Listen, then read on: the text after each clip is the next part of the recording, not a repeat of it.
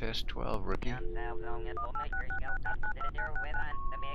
Okay, let me make a little adjustment here before we start on my background sounds.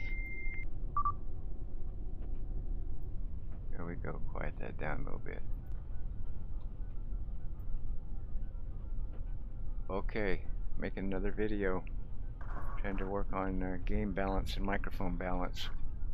Gonna be another trip to the moon on my self-built, my homebrew craft. This craft is big. It's heavy. The attempt I'm making to go to the moon is going to involve a 2-stage lander, and with a 6 Kerbal crew compartment up here, which requires a lot of weight to get it there. This craft is big. You'll see it when I separate the fairings. To get that guy up there and to land it and take that many Kerbals, this is what I had to come up with to get the job done. Starting with a center stack, which is a 2-stage craft, and is powered by the main salt engines, 4 boosters also powered by the same engine, followed by 4 solids. And this is what it took me to get to Earth orbit and then be able to get to translunar.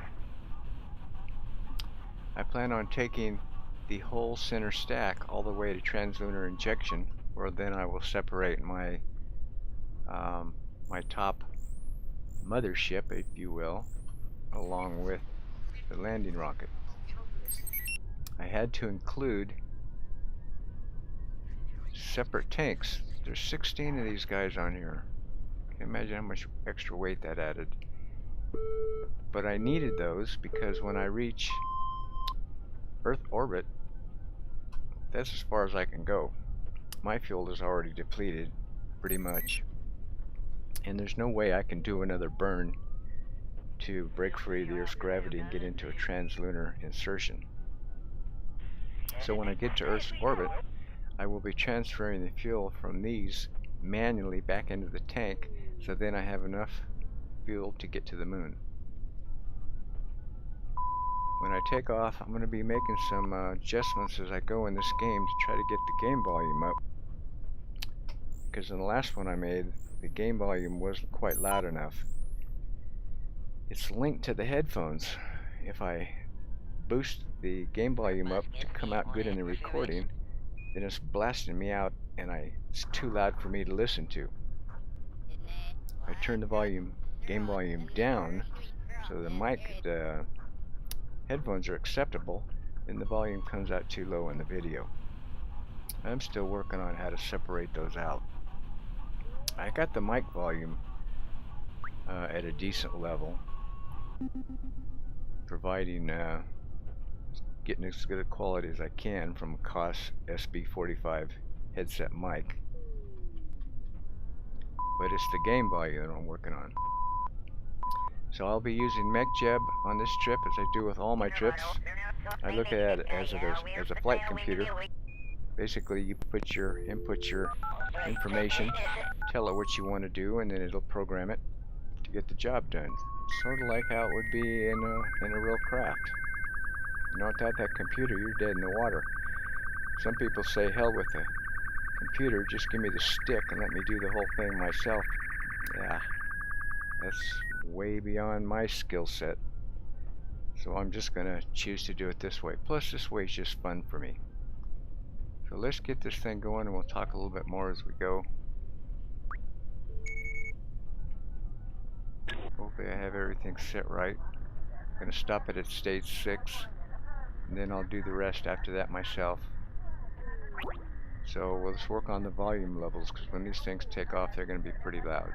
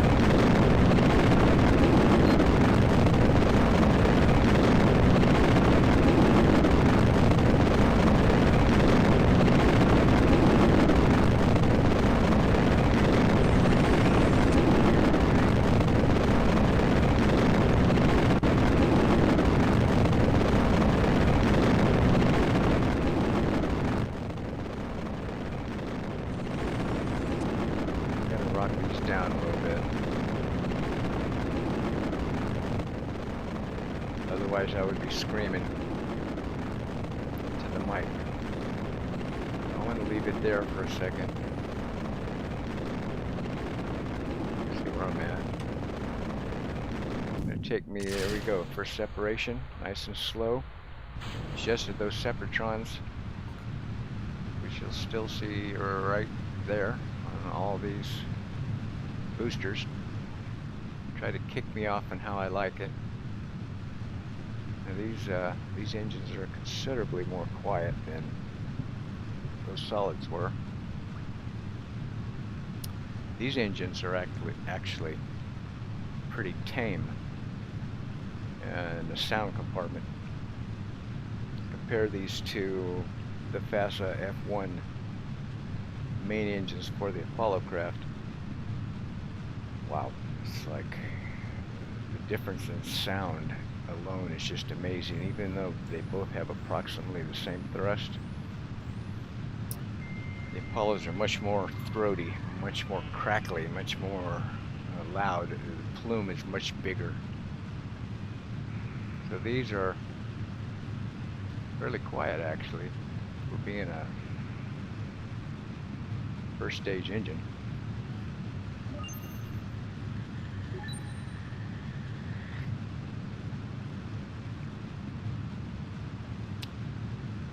Got a little heating going on as I'm getting to a certain point in the atmosphere where there's the most friction. Should be able to fly this maybe a little bit slower, kind of pounding through the atmosphere right now, creating that heat.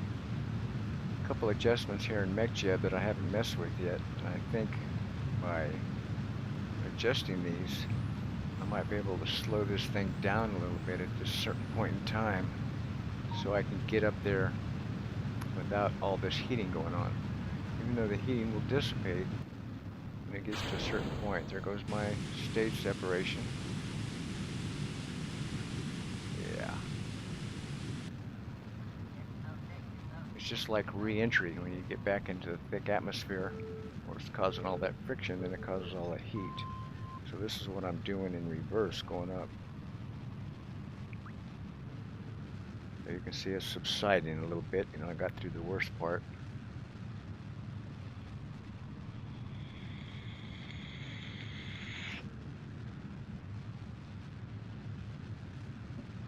Gonna get up in coast phase here pretty quick. I'll ditch the fairing. Turn on my RCS thrusters to keep this guy stable. And then you'll be able to see the landing craft.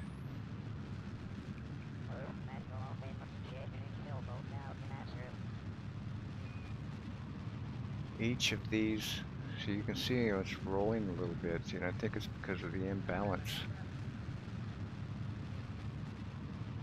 I turned the thrusters on now. Let's see. Yeah, it's changing me a little bit. It's helping with the roll.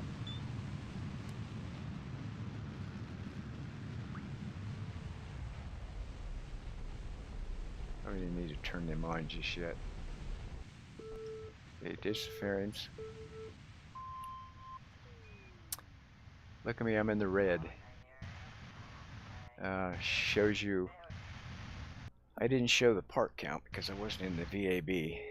But the part count on this thing was probably as high, if not higher, than a lot of space stations. I'm still in the yellow. You know, go from red to yellow to green. So it just shows you how much processing this takes. See, now I'm back in the green.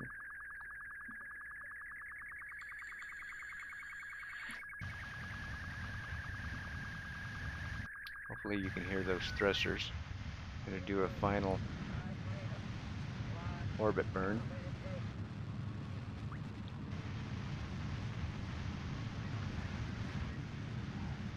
Now I can probably increase the volume, the game volume a little bit.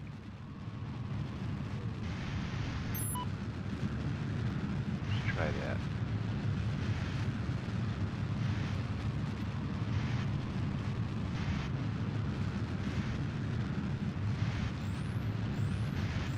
You guys who make videos, my hat's off to you. Because I found this, as new as I am in this, I found this experience of making a good balanced video, mainly with the audio part of it. It's been a challenge for me. I can't even tell you.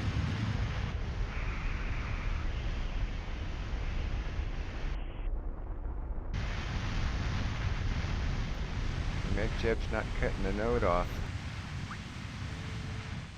So I'll cut it off myself. Then stop my tumble.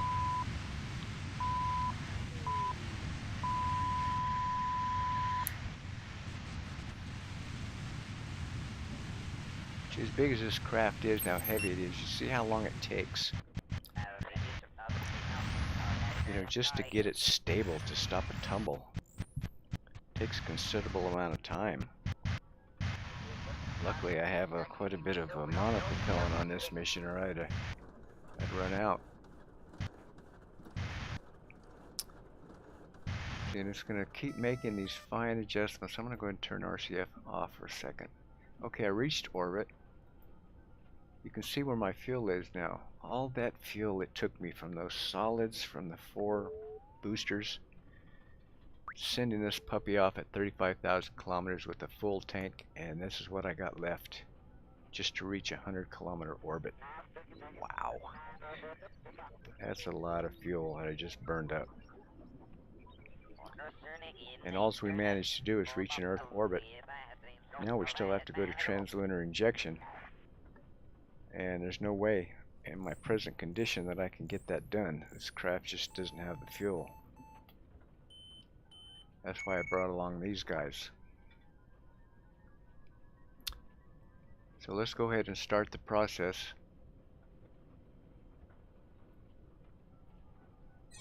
I could warp her around to the lit side, but I still got quite a bit enough light there, so let's go ahead and go with that. I'm going to use the end game method of transferring fuel. I'm going to do half of them at a time. As I said, I got 16 of these guys on here, so I'm going to do 8 at a time.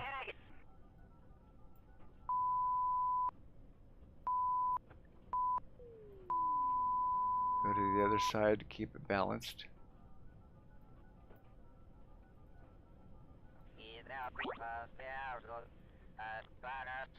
And let's go ahead and transfer. See, these tanks are also capable of holding monopropellant, but I didn't need any, so I emptied that part, which would have added a lot of extra weight also. Okay, we're half done. Let's go ahead and do a...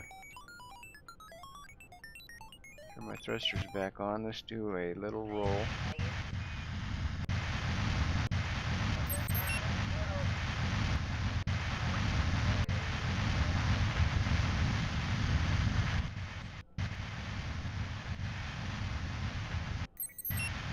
That's pretty good. Let's turn the thrusters back off so we don't keep... Let it stable out a little bit.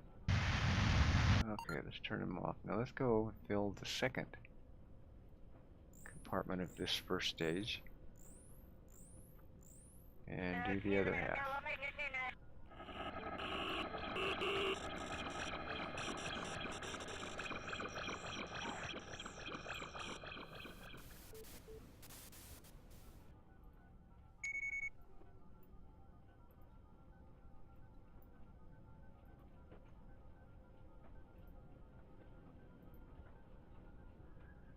And transfer the second half. Some people would think this is a waste of time. Wouldn't want to go through all this, but hey, we're in space travel. A lot of stuff like this, you can imagine all the calculations the astronauts would have to be doing to do something like this. It takes time. Okay, we're empty. And if you don't have the time to spend in space travel, this probably isn't the game for you, because this is just the kind of game this is. You're in space. Stuff takes time. If you don't have the patience for it or the interest, you can't keep yourself interested, then you probably need to go back and play Far Cry 5, something like that, with a little bit more action. I have that game. Right now, this is all I'm playing because this is like right up my alley. I can sit through all this stuff because I just enjoy it. Never gets old, never gets boring. Okay, we got rid of emptied all the tanks. Double check a couple of them. You can see how much fuel I have in this guy now. So I have enough. Now I have enough to go to translunar injection to make this burn, to get this heavy thing out of Earth's orbit into a lunar transfer.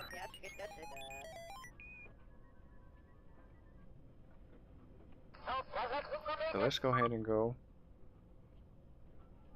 in the map. Let's find the moon.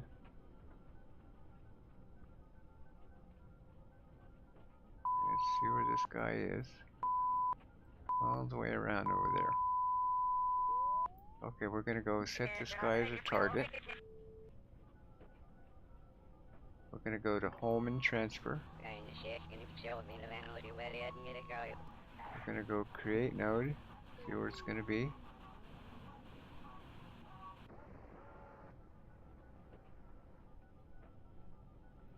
Must not have clicked it.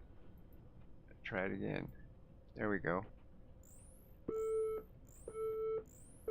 go back. That's from the last time I had it up. Let's go create a node. There it is. Let's go execute.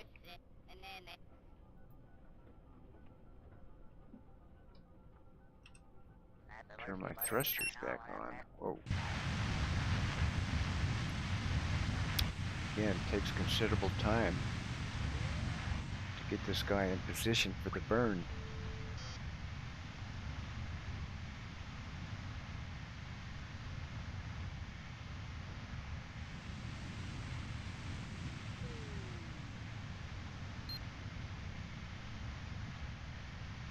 Mechjeb, I'll get it in position first. And you can see down here, we're 18 minutes away from the burn. So here's where we'll use a little warp unless you want to sit through this. I mean, you can imagine how long it's going to take to go to the moon without warping there. It's going to take a good 5-6 hours. So let's go ahead and warp.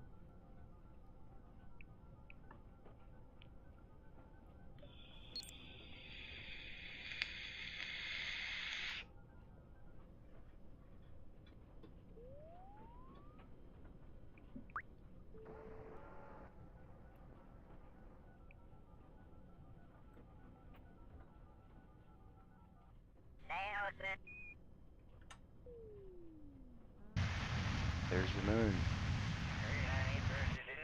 Getting in last position. There goes my engines. See, we're doing about a 1 minute, 10-second burn or so. Propel this craft fast enough to break free of Earth gravity.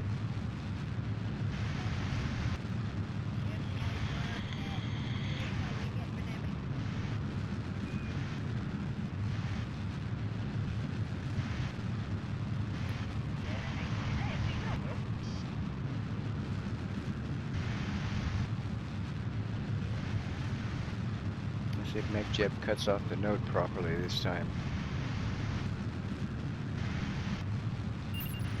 Certain craft I have this issue on, some I don't. Seems like Mechjeb, when the engine shuts down at this point, the blue node, which is its target that it's setting,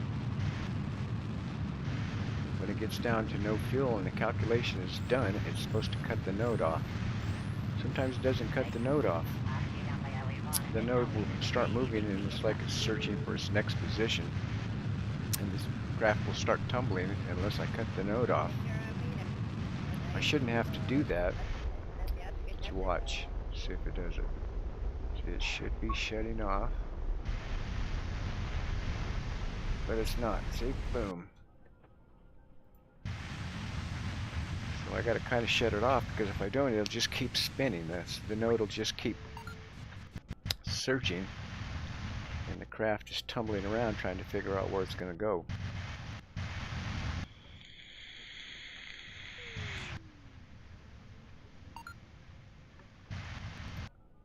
Now we're on our way. You can see I have a little bit of fuel left, but now we're on our way, so I don't need any more than that.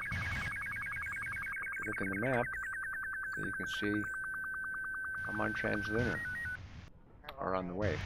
So let's go ahead and warp to the Mun encounter.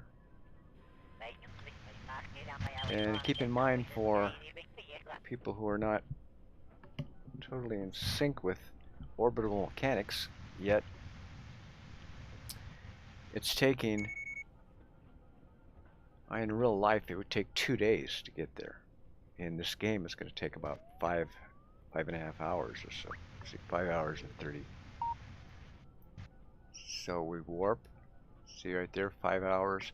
If we didn't warp, that's how long it would take to get there, because you have to calculate, and because it takes that long, you have to calculate where the moon's going to be at that particular time that you get there. You can't just shoot straight over there too. It's not like driving a car. Okay, we got there. See, now we're on a collision course with the moon, and if we didn't do anything, that's where we'd end up. I like facing it. Let me change my camera angle a little bit. That's good. That wasn't right.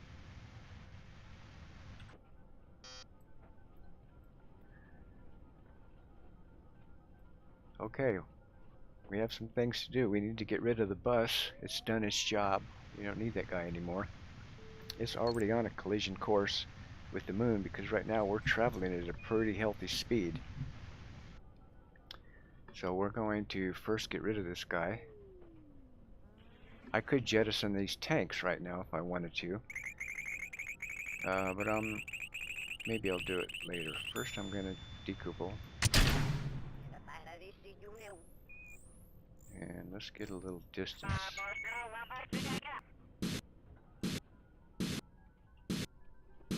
Get a little distance away from this guy.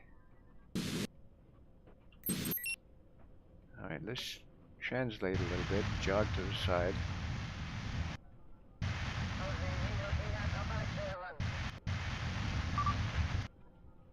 Okay, now let's go to... See, I could fly this whole thing into the lunar orbit, or I could separate, turn it around and redock. That's the way I'm going to do it. Because what the hell? It's just fun to do.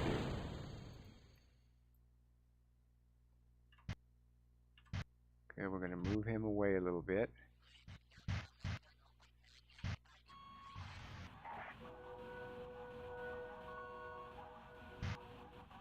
And we're going to jog him a little bit too. Then we're going to go to our craft, and we're going to jog him also.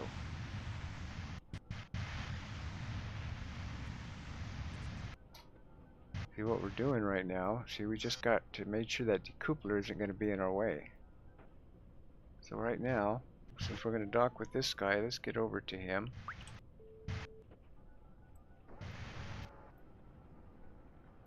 And let's select him as target.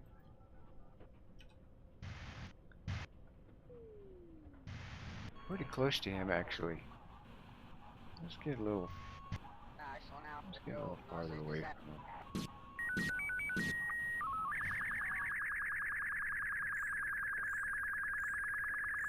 Okay, now we're going to use Smart ASS, and we're going to spin this guy around.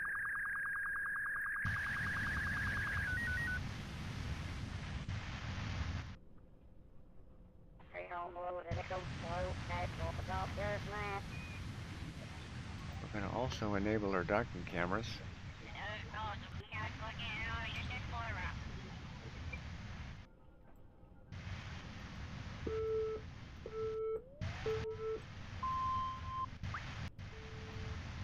Let's go back to the other crafts. There's our bus. And let's turn the docking camera on this guy too.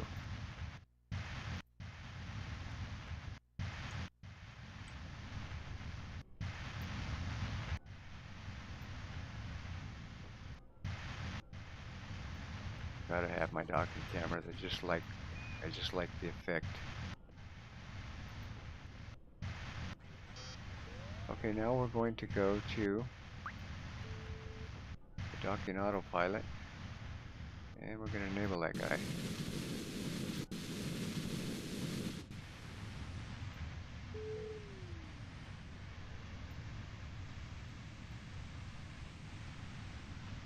You see, he's translating a little bit right now to line himself up.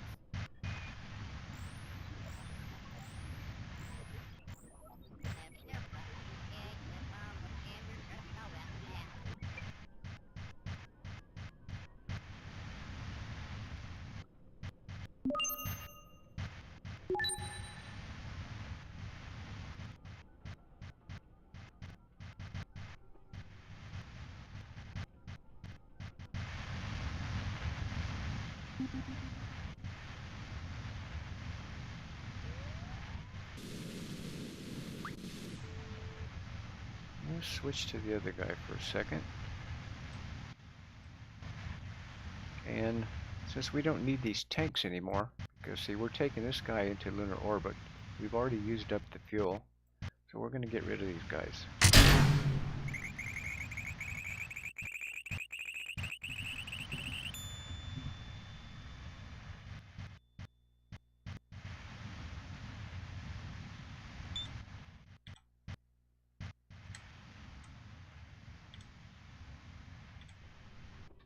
And you can see there they go.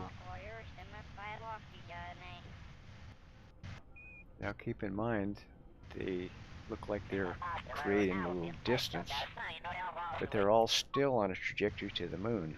So they're still slamming into the moon. Even though they're getting a little distance from here, they're all, just picture the whole thing still also moving towards the moon. And they're moving towards the moon a lot faster than these guys are moving away from these guys.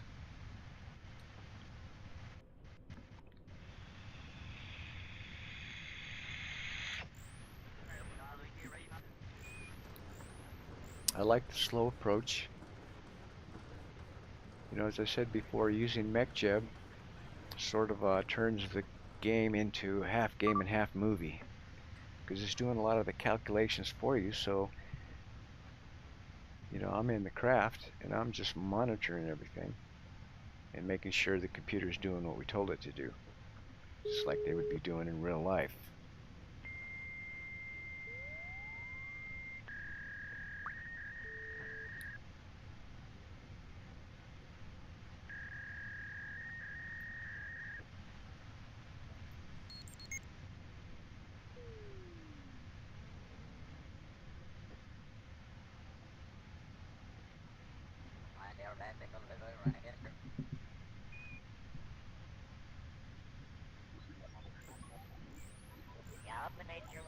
Docking just like so is.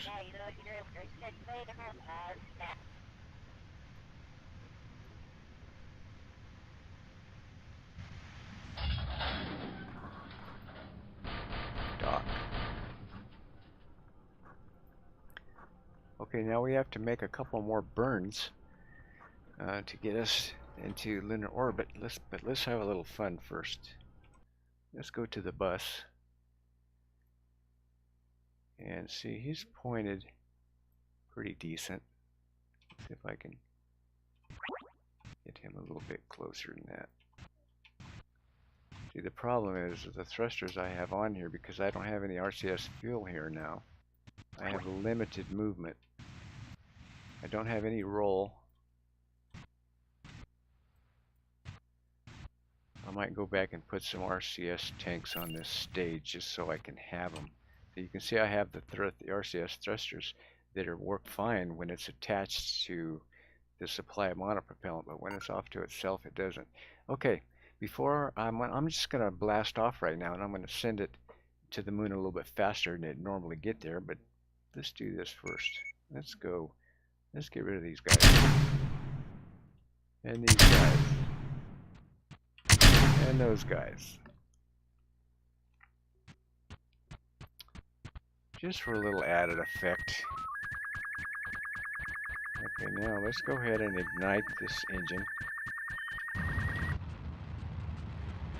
And you're gonna see, there she goes. Pretty damn cool. Totally unnecessary to do that. It's going there anyway, but it's just kind of a kick in the pants, a lot of fun. Plus it gives me a lot more stuff. I mean, look at all these tanks that I jettison now. Usually I'll just send it on its way with the tanks attached, but I said, oh, what the hell. I'll separate them. And we're going to have to cycle through all these guys.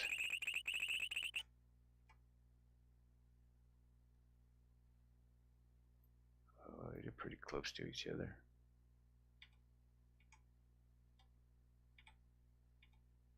That's why I didn't want to do this earlier. I think there's a way to go straight to the other craft you want by the focus. But see, I'm just using the bracket keys, which is cycling through them. They're back. There we go.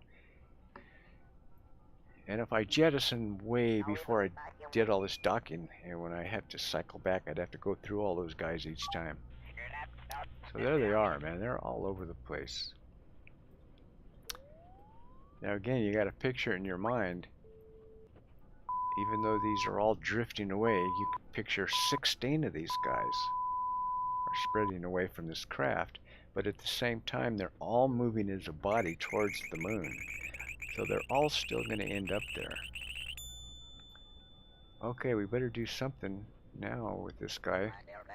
First thing we're going to do is we're going to ignite.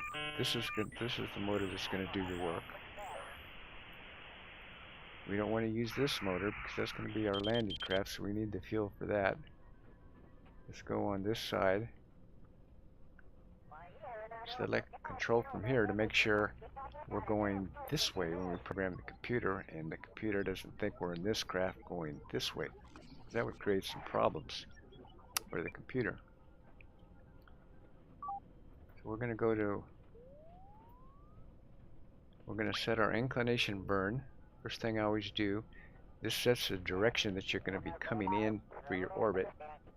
I'm going to leave it at 0 degrees, which is the same orbit that the moon is rotating Kerbin. We're going to go a fixed time of 30 seconds to give this guy some time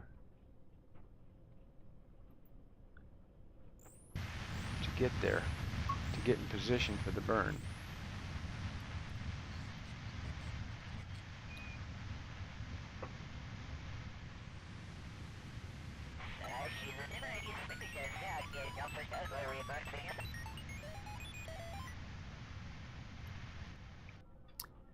I'm using the KW Vesta for my propulsion for the descent stage, and I'm using the Poodle for my propulsion for the mothership.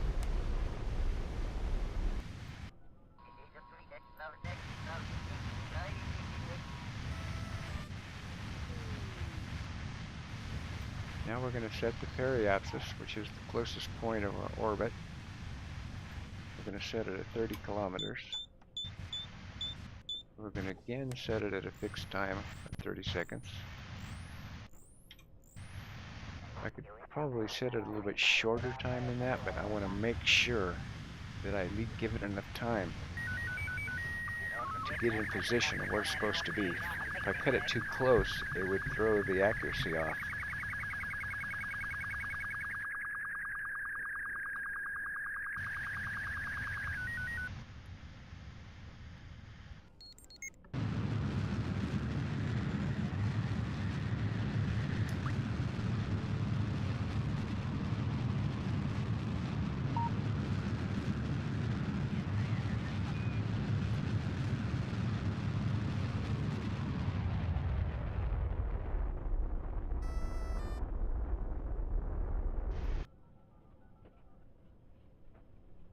Thinking about getting like one of those blue, those mics, blue something, about in the $50 range. Maybe to try to improve the quality of the voice a little bit. Now we're going to circularize that orbit. See, we set the periapsis and the direction. But if we didn't do anything, we just slingshot around the moon and go into this big old elliptical orbit. So we don't want to do that. So we're going to go circularize at the next periapsis. Periapsis is what we just set.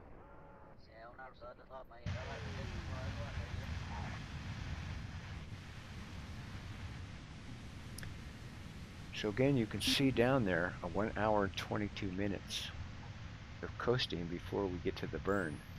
That shows you the distance that we still are away from the moon. In relation, you can see there's the stage that we blasted off to the moon, and there's our craft that we did the calculations on. So they're a little distance apart. As you saw, that rocket takeoff, which made it look like, you know, they were a long way from each other, and it's getting farther. But in relationship to how far the moon is away from you, this is all it ends up being in scale. So you can picture those 16 tanks that we jettisoned. They're moving away from this guy too, but they're just way, I mean, they're like barely right here. Even though you go back out of the map, they look like they're some distance. So it's all in scale. And since we did the calculation, we are now off into establishing our orbit, where we didn't do any calculations on these, so they're still on the original trajectory that they were on, so they're all going to slam into the moon. Do a little warp, get there a little quicker. There we go, you see we separate.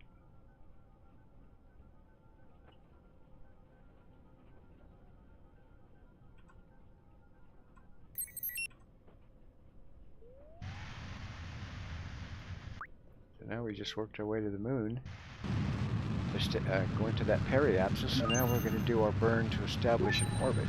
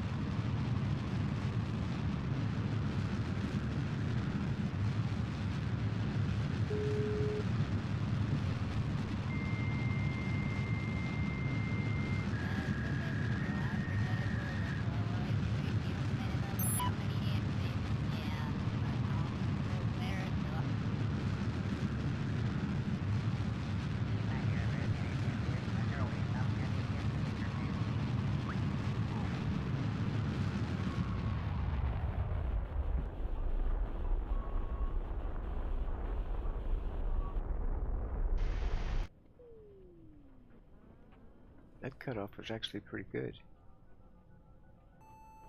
Now let's check our orbit.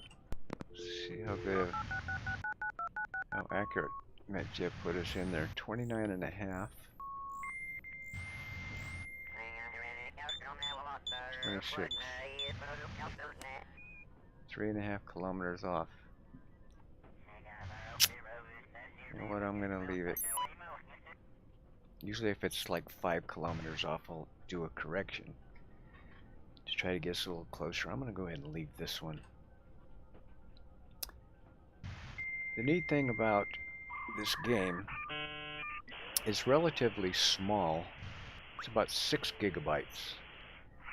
And that's small in comparison for something like Far Cry 2, Far Cry 5, something like that that's like 50 to 60 gigs.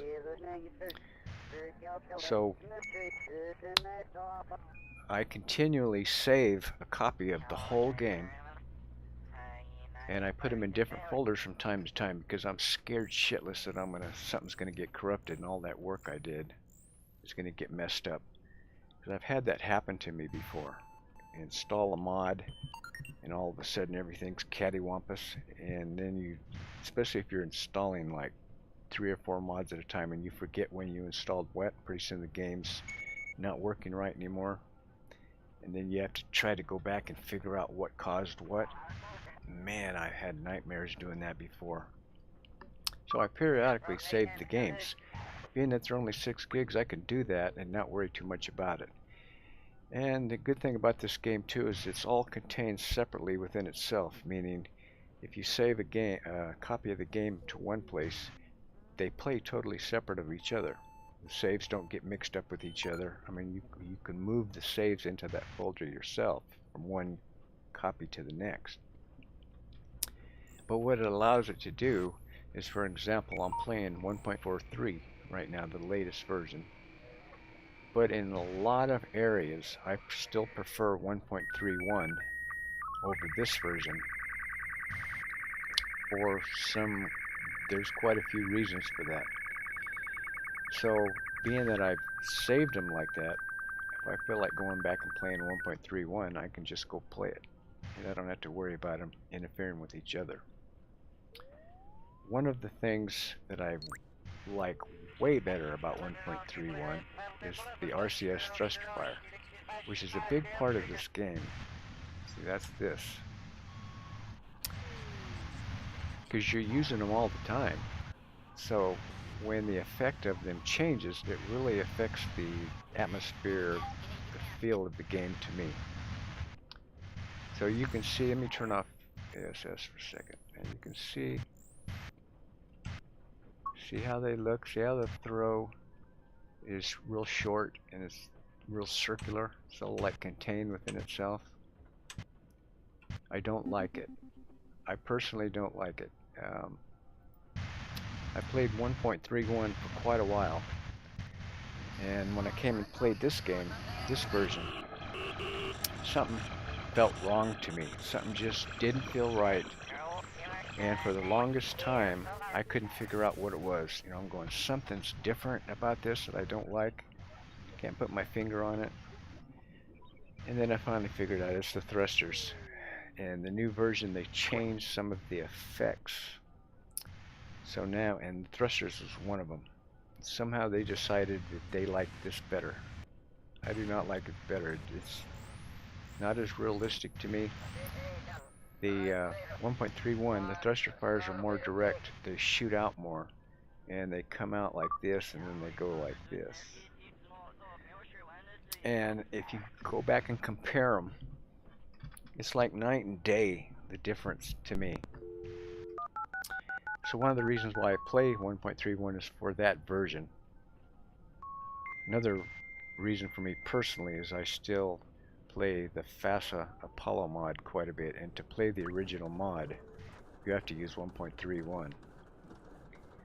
So there are some differences between the two. Performance, I haven't seen any difference. I've heard some people say this one performs way better than the other. I have not seen any difference whatsoever that I can feel in the game. They both play the same. You go to a space station, and if the part count gets to a certain point, game lags. It doesn't matter which version you're playing, still the same. So I haven't noticed anything there.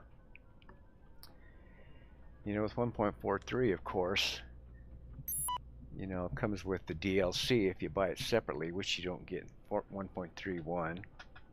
And they added some different parts to it that you don't get in 1.31.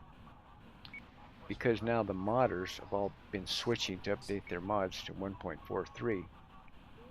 You know, newer stuff that might come out, it's not going to be available to you in 1.31. But the version of 1.31 I have is perfect for me. I don't need to update it anymore. So I go back and play it, and one of the reasons why is these, what I call wonky RCS thrusters. If you like this, fine. I mean, it's not making me not play the game. But when you go from one and switch to the other, it just has a profound, for me, effect on the gameplay experience. So I hope Squad doesn't leave these like this. So enough rambling. Let's go ahead and straighten this craft up a little bit.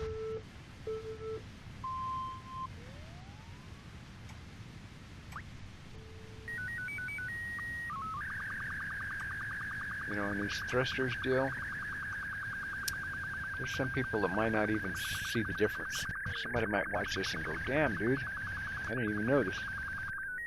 It just depends, man, on how you play the game and what, the little things, what you like, what you don't like.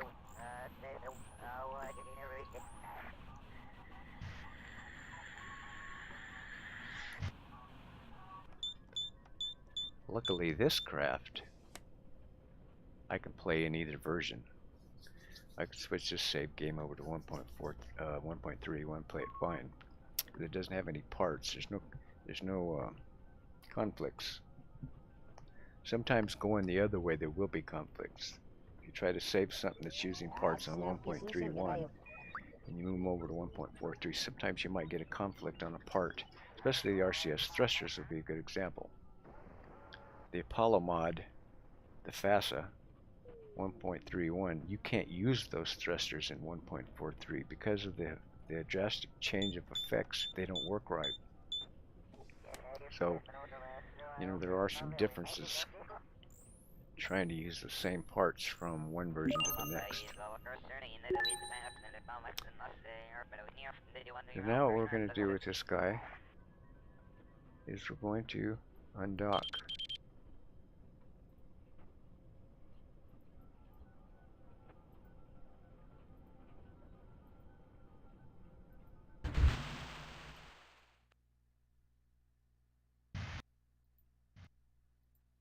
I want to keep that guy stationary since that's my mothership, so I want to switch back to the other guy. This is going to be my lander. I'm going to let it get a little distance just from the momentum of the undock. Gently back me away a little bit. I don't want to get too aggressive because at this close distance, those thrusters will affect the other craft. So let's just let her move away a little bit.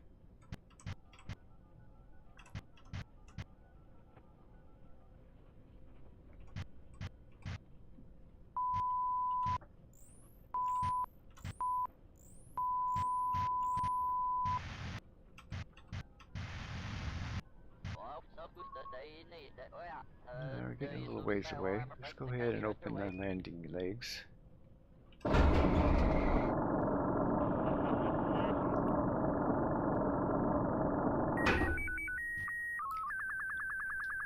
Now you can see, get an idea of what I was talking about when I put those girders on there to extend those legs out.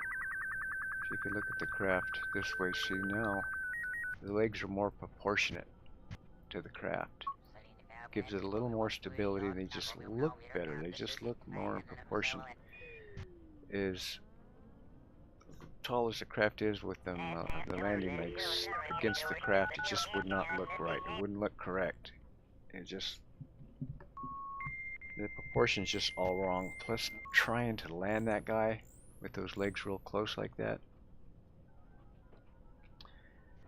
Even if you fly the DLC Apollo lander, as small as that lander is, the legs aren't even out far enough on that one. And you'll see it when you land. When it lands, it doesn't plant itself down, it bounces. And when you put a Kerbal out on the steps, the thing wobbles like it's going to tip over. Just one of those little personal preferences with me. There's just certain things have to be a certain way for me. Okay, so now what we're going to do is we're going to set up our landing.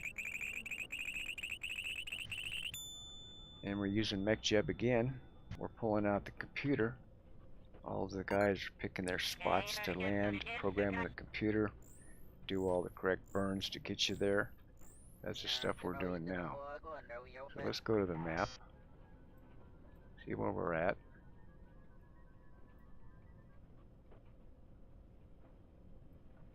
Moon base 1, let's see what this one, moon base 3, moon base 7, moon base 6, moon base 4. Well, I haven't been to moon base 4 for a while, so let's pick this one. 2153 north.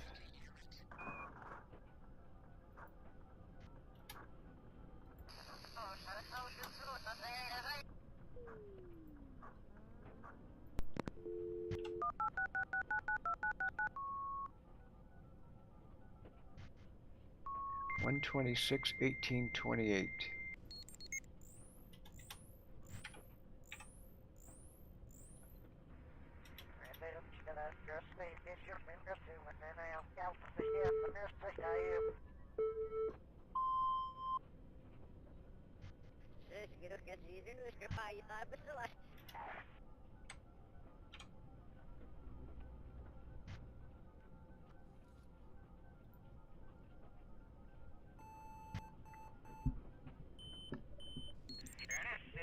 So you see my coordinates that I put in. Not exactly the same, which is I don't want them to be exactly the same. I want to get close to it. I don't want to land on top of it. So this is something to keep track of if you're going to do multiple trips to that base and have a bunch of craft spread out around there. You want to make sure that they're not going to have a collision. Going with target coordinates, I could have just picked a target on the map. Click this. If I want to go right there, click that. That's where I'd go. Or land somewhere, which is just letting the computer decide on its own where it's going to go down. It's going to pick the shortest way down, and hell be damned, that's where you're going to go. So I always like to land with coordinates. So let's go back into the map. Make sure I arm this engine.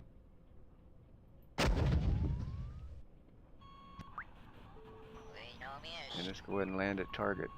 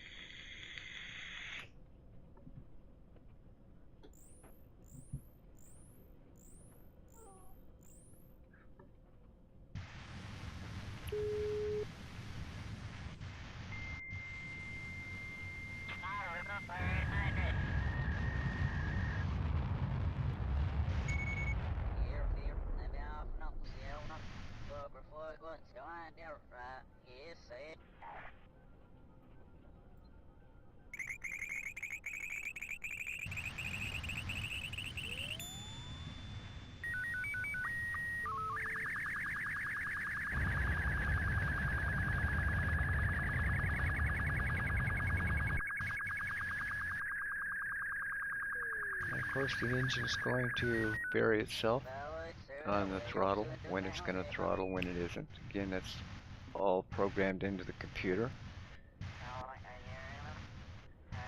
Just like Apollo when they came down. Most of it, they're going through their checklist, they're doing all their stuff. The computer's programmed. They're making sure all their communications are right.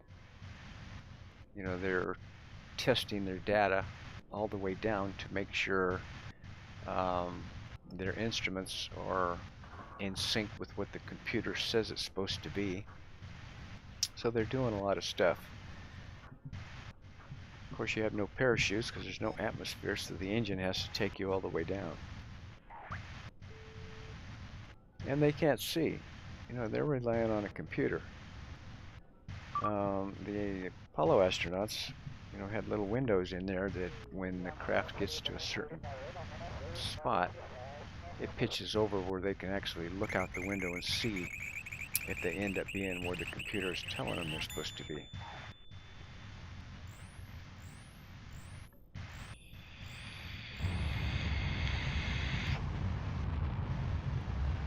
See, so for me personally, some people just like to grab the stick and do everything themselves, but that's not really the way it would be done. So to me, the people who knock Mechjeb and say it's cheating and it's, you know what I mean, not right or whatever, to me it's perfectly right. It's actually more right than grabbing hold of the stick and doing it that way, because you wouldn't be doing it that way, you know, in real life. So to me, this is actually, Mechjeb is actually more real, makes the experience more real to me, personally.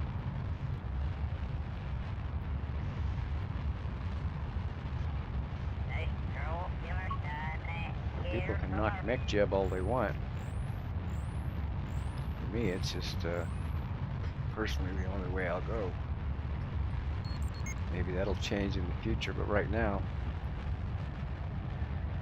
this is the way I'm flying.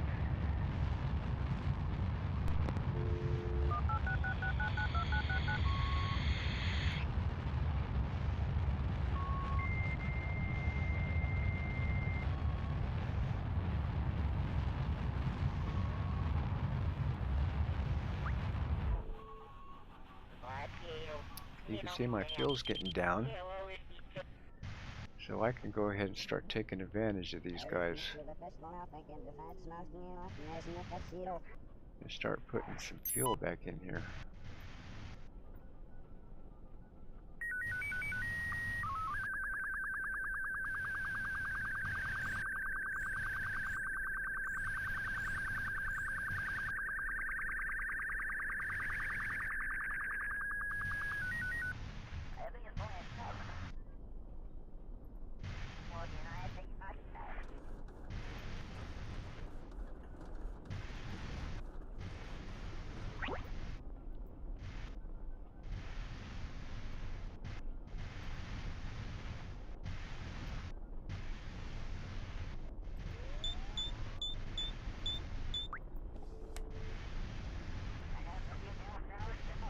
Okay, I believe I emptied them all.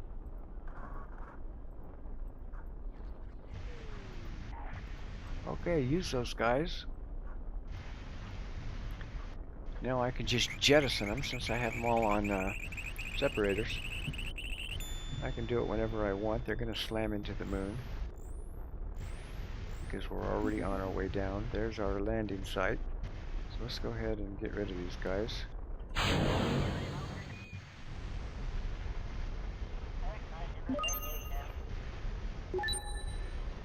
See how that actually affected the computer when they did that?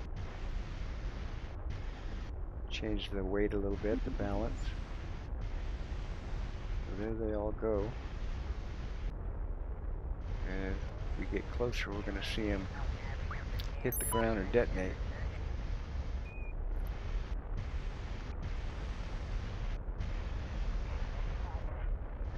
I keep having to move these headphones around, man. These things are killing my ears. I got big ears, man. I can't wear headphones. I'm like a speaker guy. I try to put phones on and within 15 minutes. I'm talking about comfortable headphones too. My ears just can't handle them. My daughter, she can sit there and wear headphones, play her game for 8 hours at a time with headphones on. Man, I can't do it.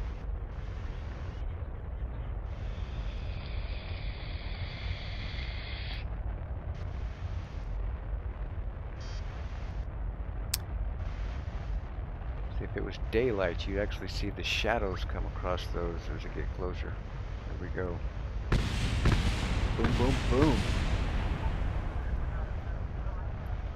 Got rid of some space junk. I'll be doing the same thing with these guys when I launch back up.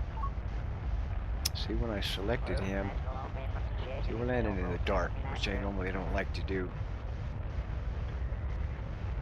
Mainly just because it's not as visual. See, when I selected him, he was like right on the borderline of being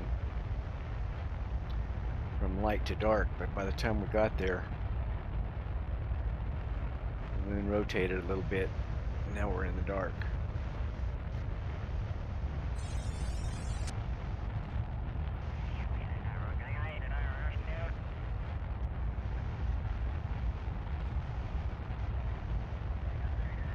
Holy moly.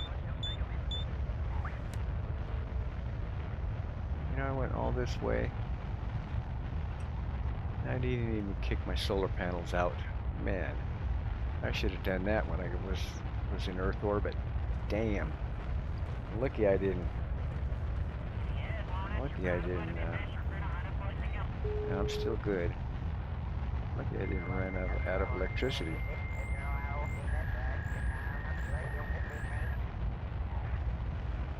Oh, we might be getting kind of close on this one. I hope I didn't just screw this up.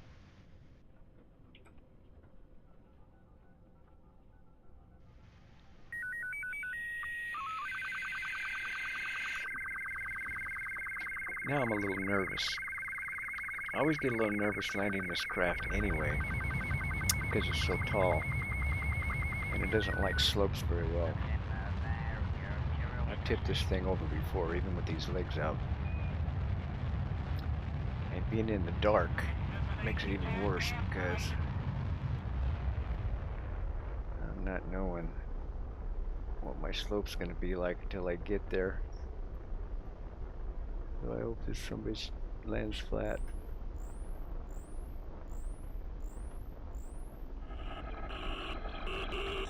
Yeah,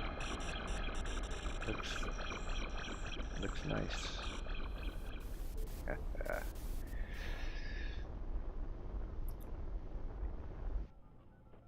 Oh yeah, that was a good one. Last time I flew this, I landed on a little bit of a slope. This one's not bad. Not bad.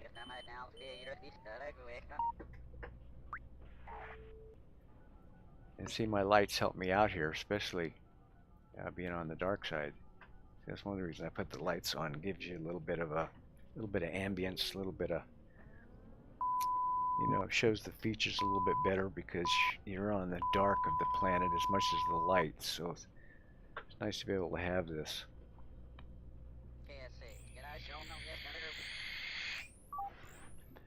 This lighting mod is real cool too because you can set it to, to be steady, blink, intermittent, flash. You can set the intensity of the light. You can have them as a spotlight or an aviation light. So a lot of adjustments you can make depending on what look you want. Okay, so let's take one of these guys out of here.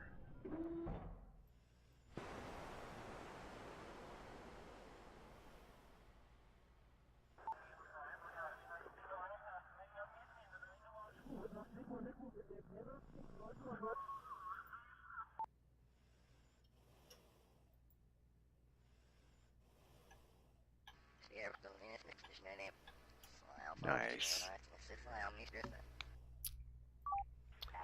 It'd be hard for me to put a ladder on this. I thought about that, but it's like no matter where I'm at, it's like I would have to position everything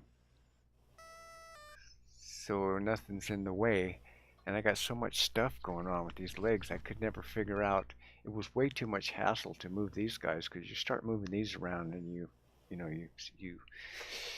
got to change the whole balance, and that means the rest of the rockets you have to change all those thrusters too so they line up with each other. So and if I move these around, then if I move this guy, I have to move this guy, which is going to affect this guy, and I never could find a good way to put a ladder all the way down so we could just climb up, climb down. I have handrails on here that I put on, so because I need thrusters to get back up there, grab onto the rail, and then go ahead and go in. But anyway, now that the Kerbal's next to this guy, you can get a little idea of how big this craft is. It looks bigger now than it did when you launched it because now you can kind of see a sense of scale a little bit more. But that is a big craft. I mean, look just the size alone of the crew compartment. This is the Gemini, Big G crew compartment, which is part of the FASA mod. I believe these are Gemini tanks.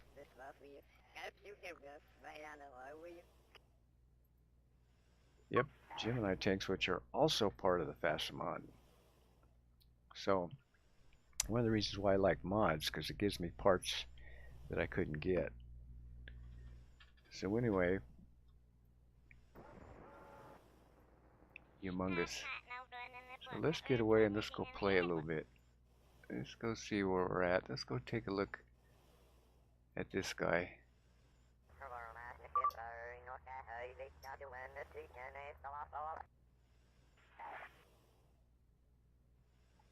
Yeah, I was at the station not too long ago. You see I have a craft over there.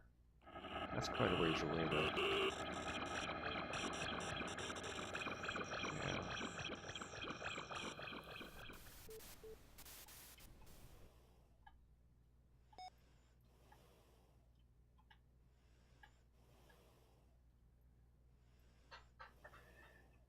Okay, look at this station. Damn.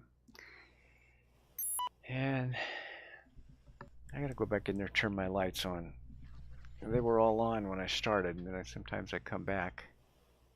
Some of them will be out, so let's go over here for a second.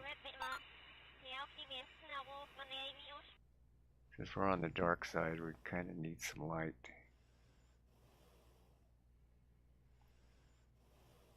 And is that panel in my way? Let's see. Come on, back up, back up.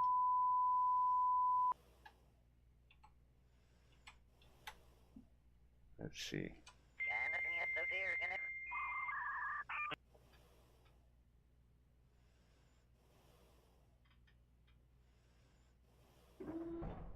Okay, we're in.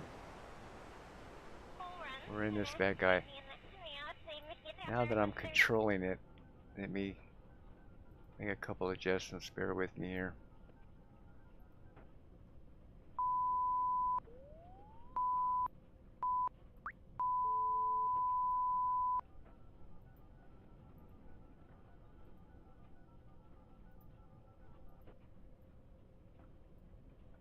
See how some of them are on and some of them are off.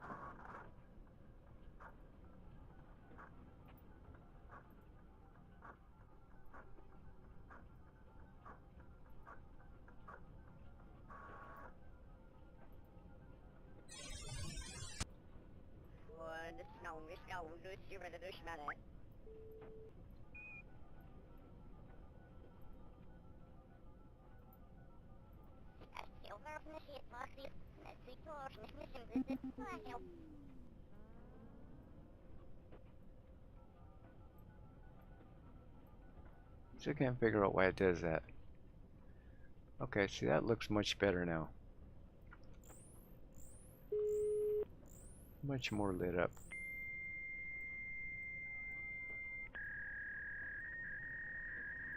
Okay, you can see this big old station, man. This is like a little Kerbal nightclub. Man, this thing holds a lot of Kerbals. You can see all the Kerbals that are in here.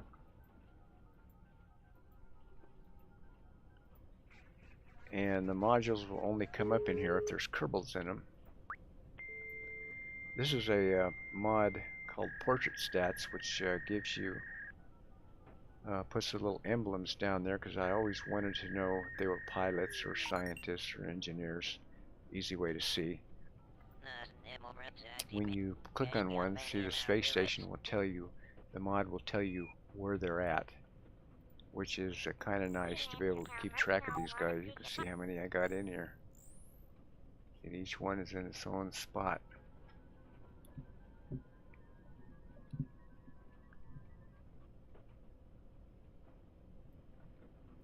There's a Apollo limb from a previous mission. There's another one out here. I think that's another. No, that's a moon rocket. That's one of these guys. But you can see how big this space station is. And without this mod right here called HyperEdit, I wouldn't have been able to have got that guy up here, no way.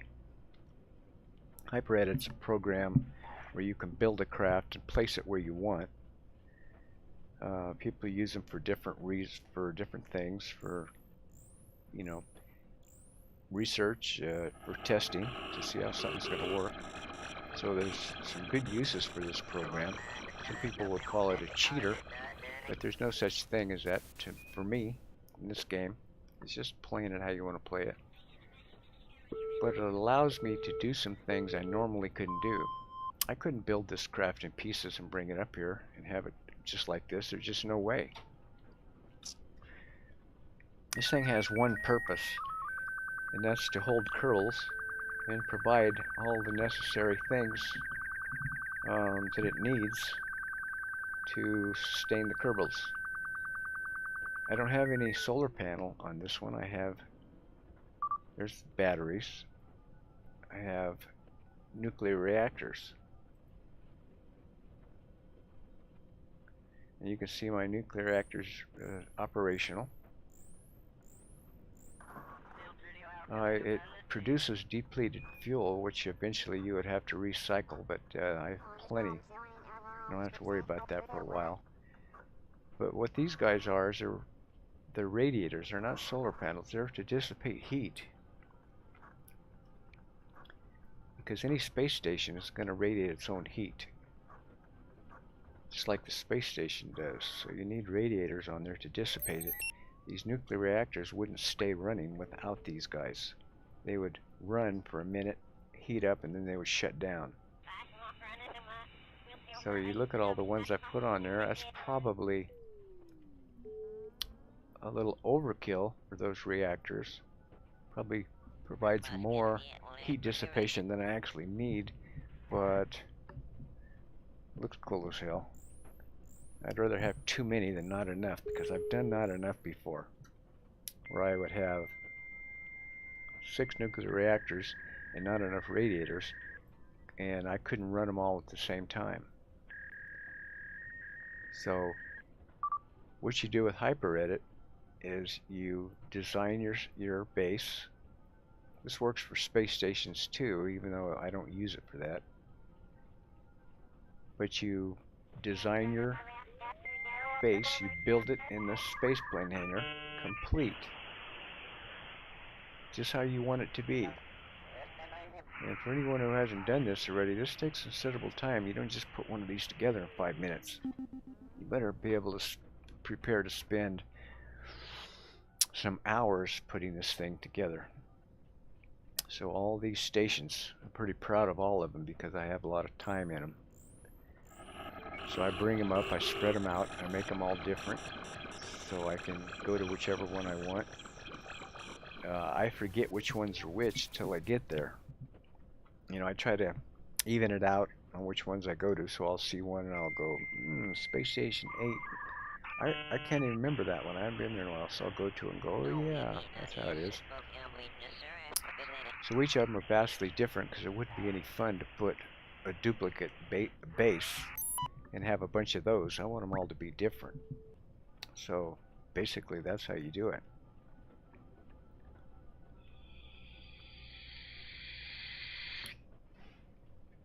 Let's warp around a little bit. Let's get some daylight.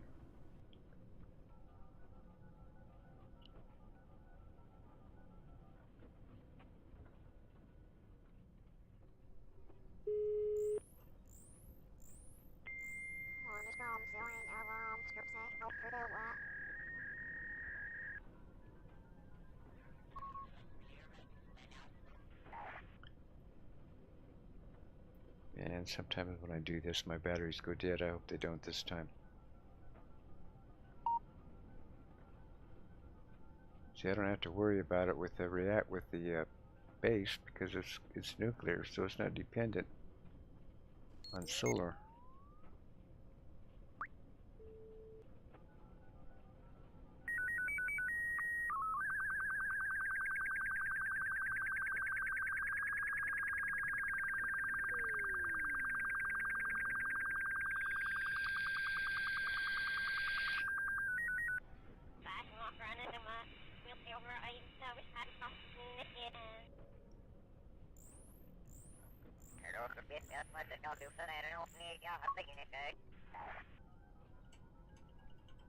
Okay, we're back in daylight.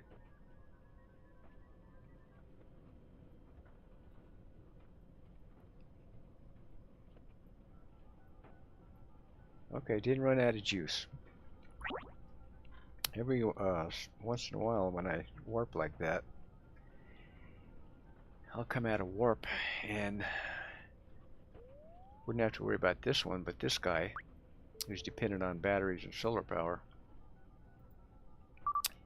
he would be out of fuel, out of electricity. And I'd have to wait for the solar. Oh, I see what happened here. Okay, I was still on the space station. That's why it was acting weird. Okay, let me cycle through.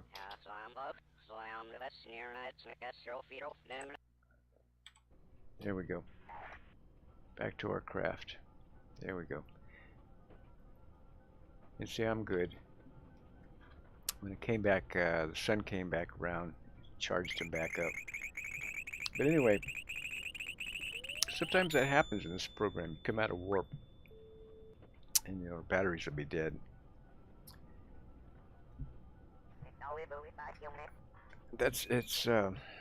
I could kind of see what they're doing. They're trying to simulate you warp for a 5-hour period where you're using electricity during that time.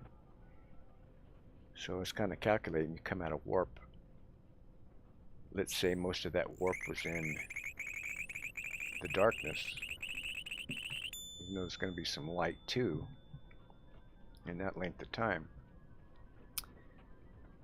So it's calculating it, and it might come out and your batteries will be dead until the sun will charge them back up again.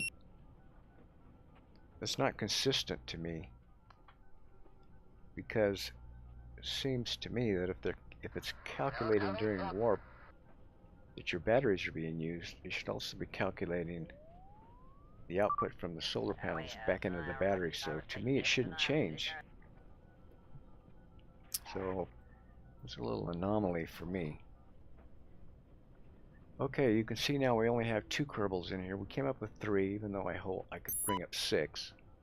I left one guy in there. Just let him hang out for 6 months or so, picking back up. So what we're going to do is we're going to get ready to take off now. Get back up to the mothership. So we're going to go back into ascent guidance. This time we're going to change our altitude to 30 kilometers. We're going to change our staging, because I didn't have it set up right from the beginning. I'm going to bring this guy down.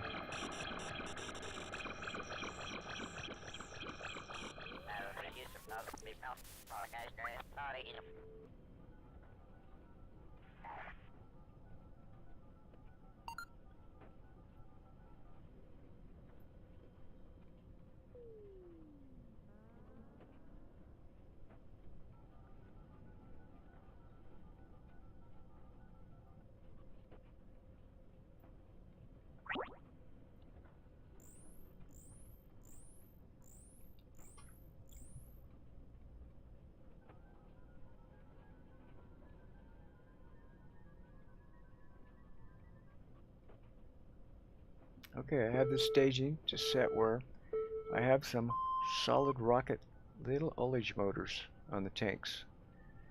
They only fire for about 5 seconds. And what they're for is to get me a boost and shoot me off of the moon like real fast. So they're gonna fire. This right here is a fairing. It's around the ascent stage. It's gonna separate, shoot off. The separator will fire. That's going to separate the ascent stage from the descent stage. And then once it gets up and these quit burning, then the ascent stage will light. So that's where we're going to set this up. Do a quick save.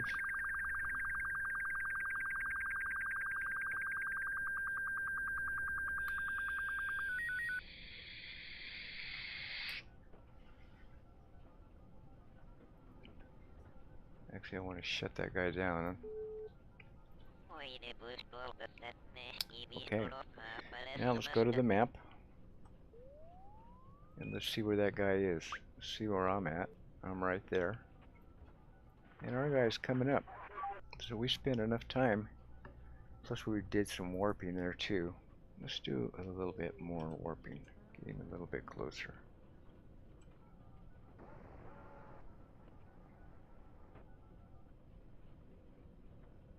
Let's go about right there.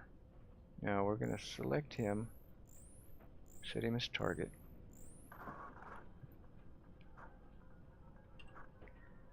Now you can see I have a couple extra entries here because we set him at target, so he's going to be coming up on the horizon here pretty soon. So right now we're going to select the launch to rendezvous and see what much time we got. 3 minutes 59 seconds. So we just programmed the computer, and that's when this thing is going to launch. And our mothercraft is moving all this time, just like the Apollo would be. They have to do all the calculations in relation to their orbit, what time of day it is, when they're going to launch. So all that stuff has to be worked out.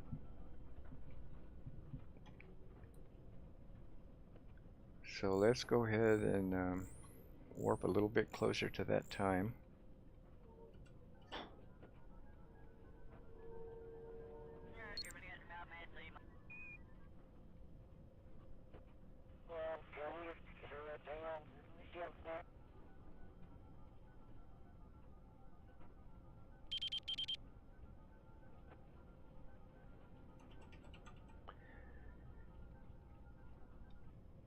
Let's back up a little bit so we get us a nice view of this launch. This is always one of my favorite parts, watching this thing launch off. So as it gets down, we have set a countdown to 11 seconds. You can put whatever you want in there. At that particular time, whatever that is, when this gets down to that, then you engage the autopilot.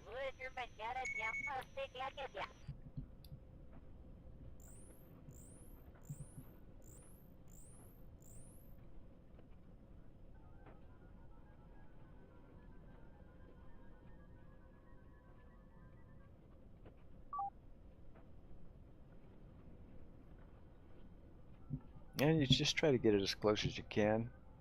You can actually do it anytime you wanted, but it would change the calculation a little bit.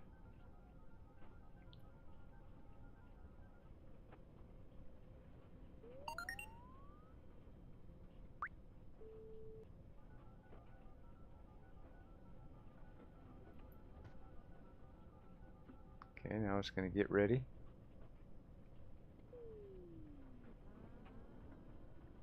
You can look at the time down here when it's getting ready to lift off.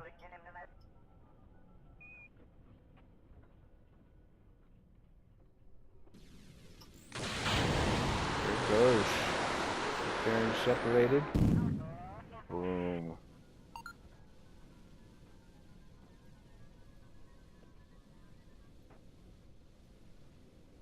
And I didn't get my stage right. God damn it. I didn't move. I forgot to set my stage. See, I set it at 6. I still had it what the other one was. Damn it. So I missed a step right there.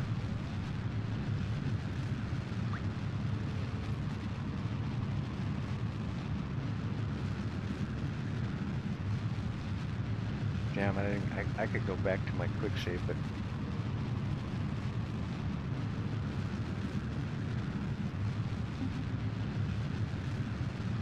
hell with it, I'm gonna do it.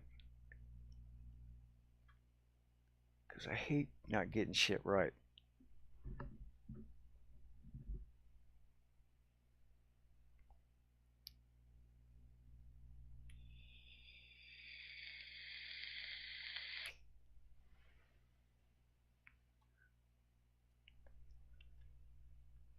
Come on, dude.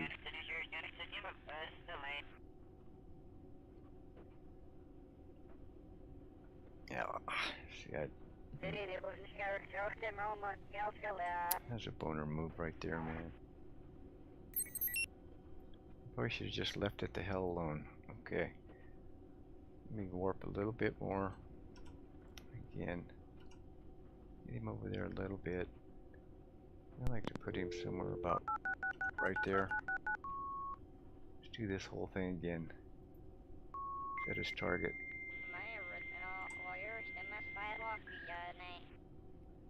30.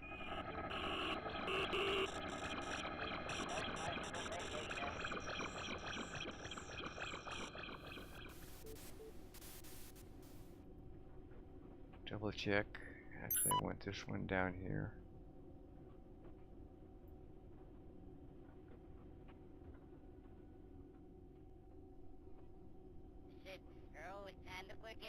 Alright, let's change this time to 2.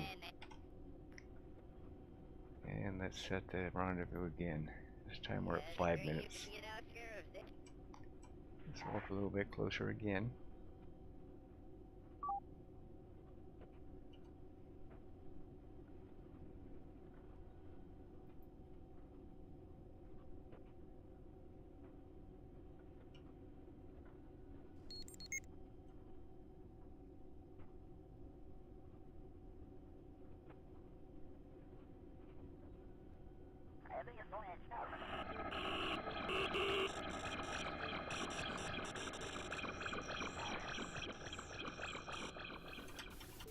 Whoa. Alright, let's try this again. This time I'm going to quick save a little closer to it.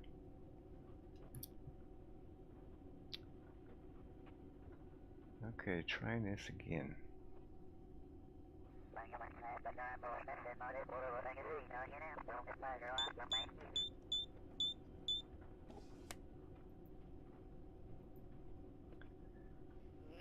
Hopefully we get it right this time.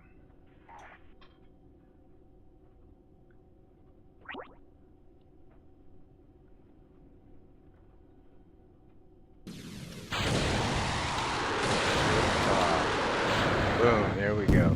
There we go. Just had to get it right.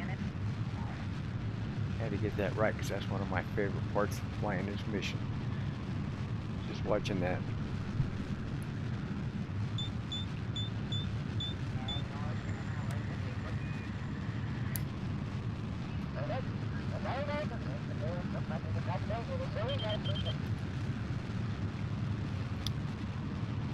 Other craft is still there. It is a little bit behind me.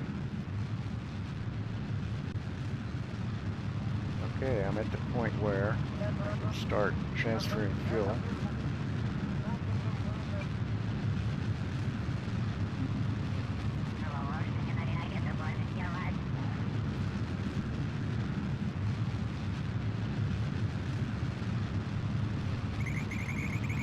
Pull this off.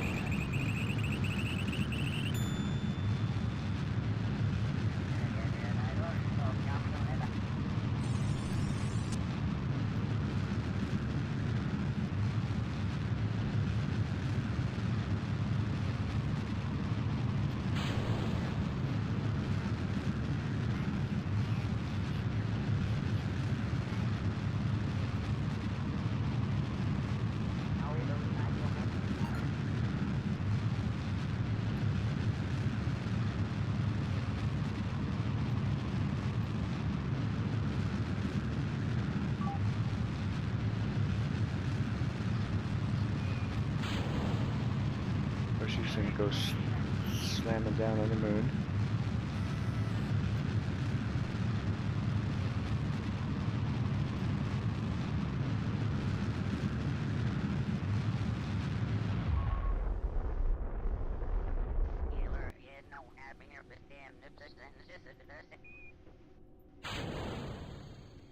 Yeah, I set the force on these just how I wanted them. I like to separate them like that. If you left them at full blast, they'd shoot off like missiles. This looks a little much more realistic to me to have them come off that way. Okay, now we're in coast phase. Cool looking craft. I love this Gemini crew compartment. This whole thing looks a little bit like the Dragon spacecraft.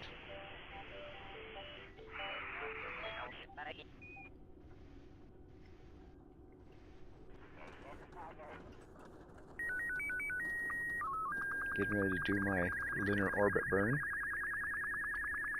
again.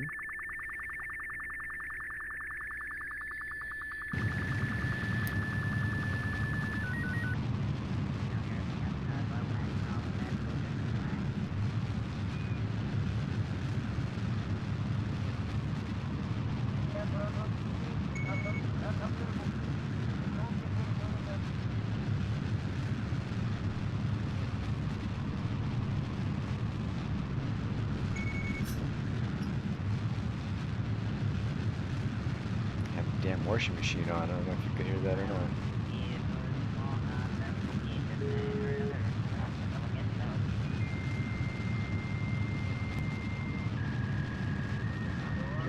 videos, you gotta fine tune everything. Make sure you're as quiet as you can be.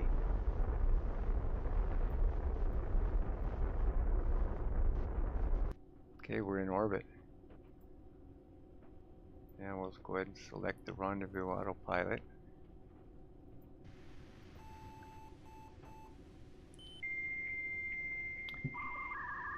We'll see how close we got it. You know, depending on, you know, where you were at, what time you launched, where the spacecraft was, that'll determine, you know, how much work the craft has to do to get up to it. Sometimes it's quick, sometimes it isn't.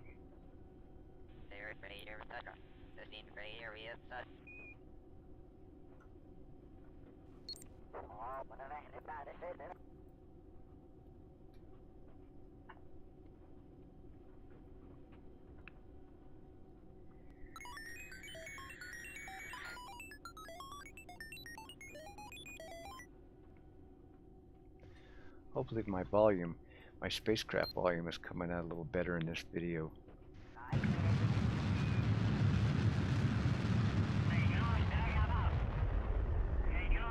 It's like there's different ways to do this. You know, I'm using OBS software and I'm setting this thing to record.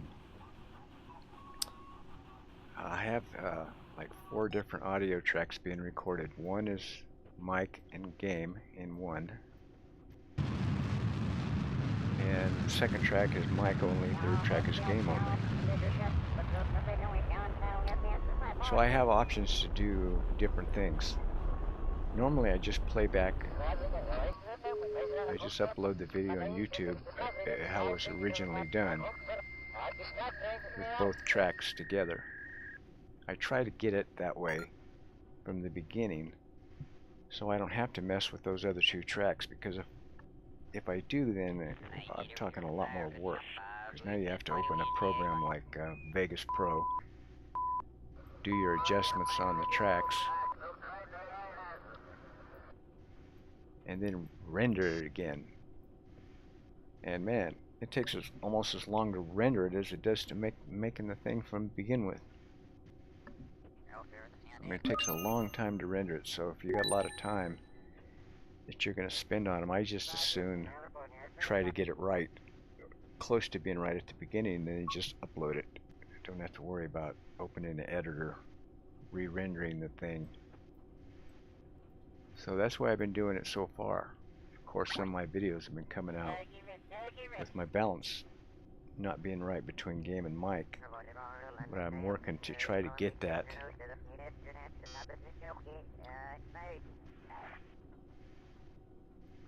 As good as I can from the beginning, because I'm not an editor, I'm not a big-time video maker. I just want to get something as quick as I can and have it acceptable. I don't have top-notch equipment to begin with, so you know, there's limited. I mean, if I had you know, $500 invested in,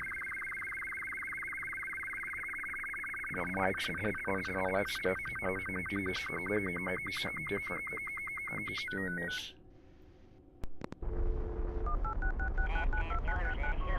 For the hell of it. I'm actually making these videos probably more for me than anybody else. Just to get the experience of doing it and just to be able to sit there and watch one of these. I've only made like 4 videos and I have hardly any views. No subscribers. Maybe I have a couple. On my grandson's video I made of him shooting his .22, and I think it's all family members. So that's not why I'm doing it. I'm doing it because I like to watch these. So all the views of the videos I've made is probably all me watching my own vids. That's alright.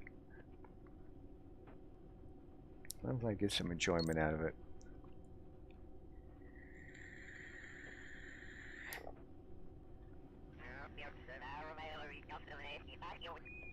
Okay, we're there. So the computer did what it's supposed to do to get me there. Now it's just the fine-tuning and docking. Okay, here's where I'm going to see if I can get this better than I did the last one.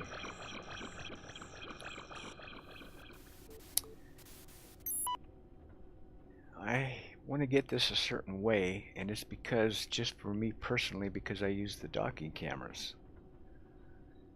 So I want to have the docking cameras facing each other parallel to the planet. So there's no background of the planet, because the camera doesn't show that well.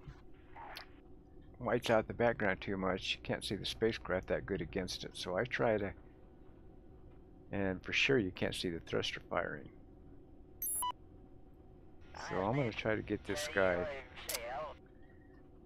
Let's see if I can do it. Last time I wasn't too successful at this. See, this is what I don't want. So what I'm going to do is I'm going to move him a little bit. Try to get him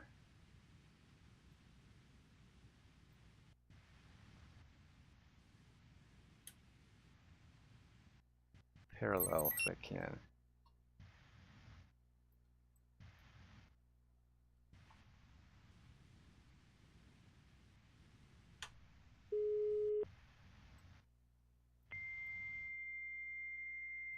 Alright, let's turn on this docking camera.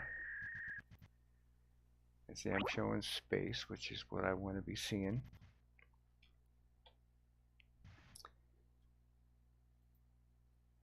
And let me go back.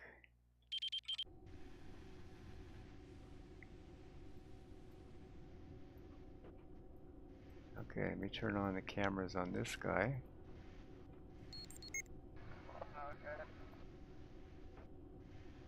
See, right now he's facing the planet a little bit, so he's a little bit of an angle. But I'm hoping he translates down, and this guy doesn't move. See, last time that guy moved a little bit. Alright, let's try it. Let's try the docking camera. And let's see what happens. So far, so good. So he's translating.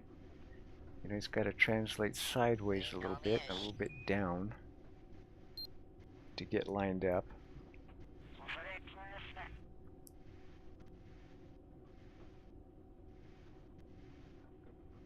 I think this one might be okay. See, the last time I did it, my timing was wrong. I set my autopilot, and then I went over to this guy and set the camera. And as soon as I clicked transfer over to him, he started moving.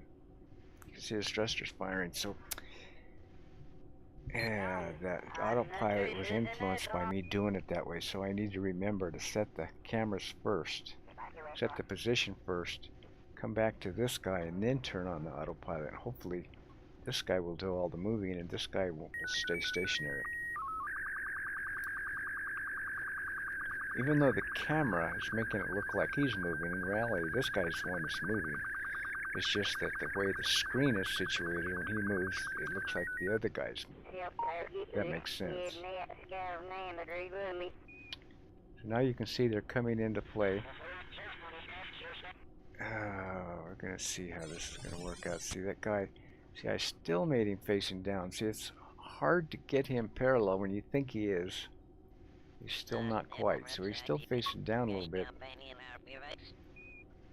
Yep, see, and when I line up, that's where it's going to stay. So, I'm going to see. And the reason I like to do it this way is because this guy has to make adjustments. So, like right there, you're going to see his thrusters moving, and you'll see it right there. Or if he was pointing down, he would be up against the background. You can see how white it is. See, it looks like I'm going to get in white before I'm done. Still didn't quite get it. See, and when he moves into the white, you won't see the thrusters fire anymore because they're getting whited out against the background. They still didn't get it right. I'm going to have to try to remember maybe to try to pitch him up a little bit. So you can't pitch him up too much either, because then this guy will translate and then he'll be facing down and you get the same thing. See? So I still didn't hit it right. I use the docking cameras for the effect, and see, when I don't get it right, I lose the effect that I wanted to get. See, I don't get to sit and watch the thrusters anymore. So I think the docking camera itself needs to make some changes in it, because that's really the docking camera. Because no matter if this is the dark side or the light side, this background will still come up the same way, even if you're on the dark side.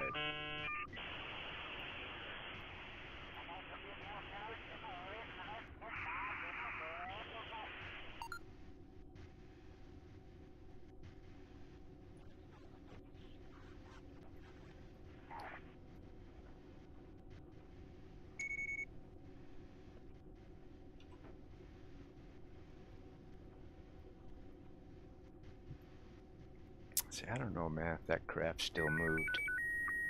Because I thought I had him more parallel than that, I know it.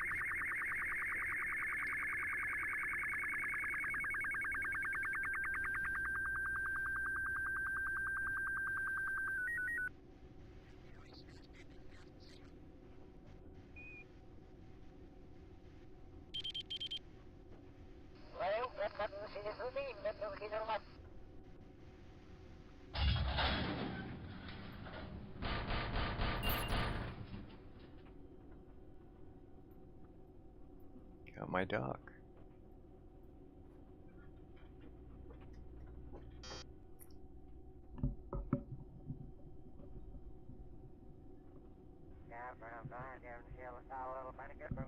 Alright.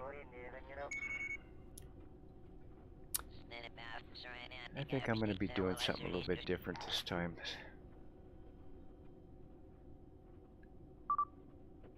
Alright, this what I'm going to do here.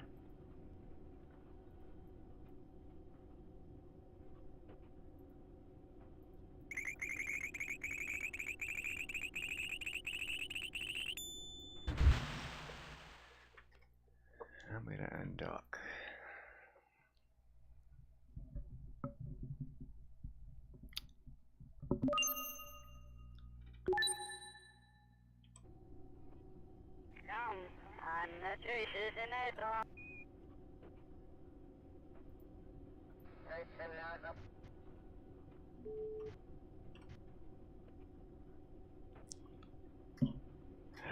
You know what?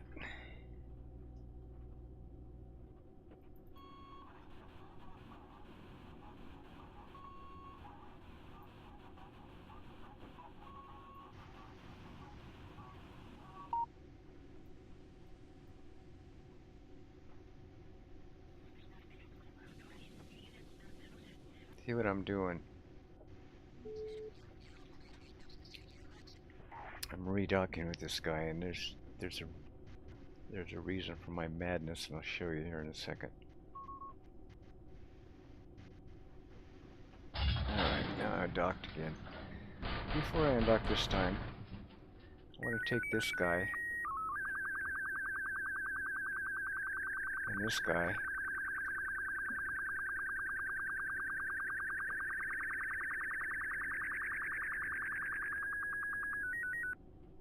and I want to transfer some fuel, and I want to fill him up.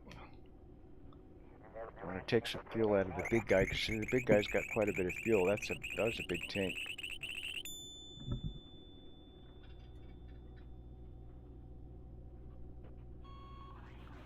Oh, okay. That wasn't right. Let's do it again. This guy's where I want the fuel. Alright, let's do it again. There we go.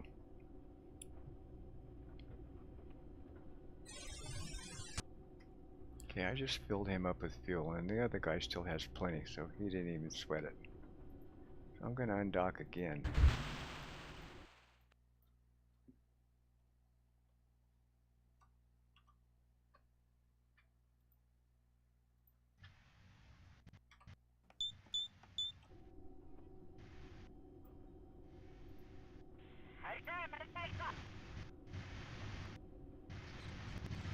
And I'll show you what I'm going to do here.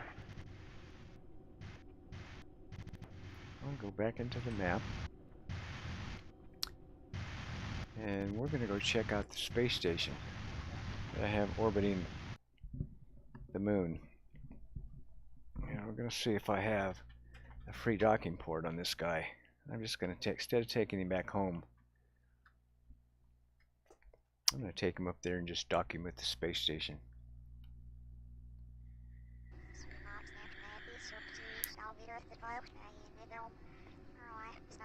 There's my space station, considerably smaller than the ones I have around the Earth. Got me a big old tank up here if I need it. In fact, I've already flown that guy that we just, our mothership. So I've done the same thing in reverse. In fact, I've done it both ways, because see, there's a previous one that I brought up here too. So man, I'm hoping I still have docking ports left. If there's one. I got enough room to bring him up there, yeah. In fact, I got another one on the end. I could do that one. And I got another one right here. So, you know what, let's go ahead and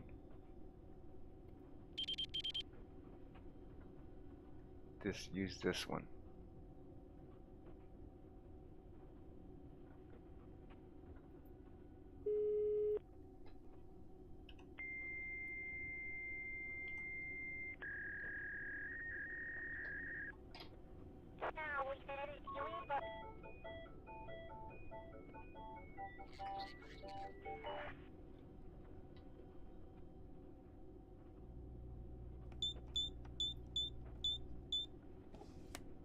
Dang, these guys are right next to each other too. Let me switch see which one I get.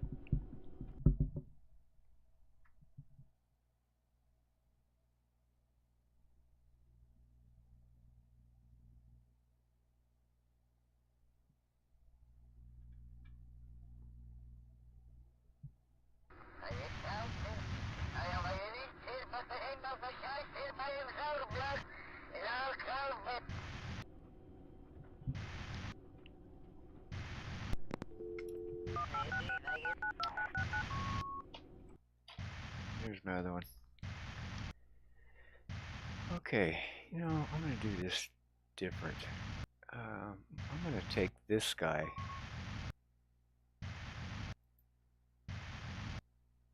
up there.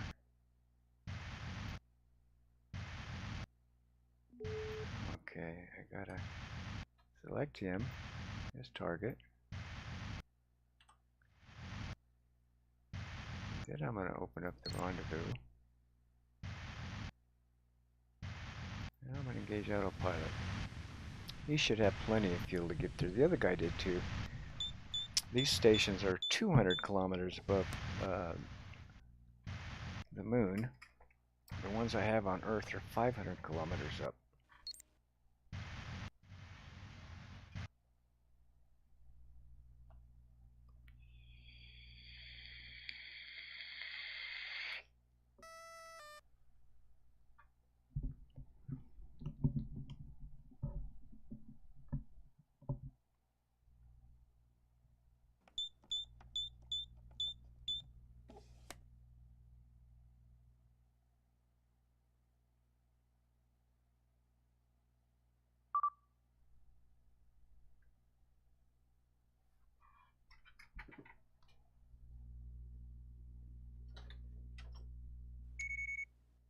I got my room locked up, my computer's starting to hell. It's getting warm in here.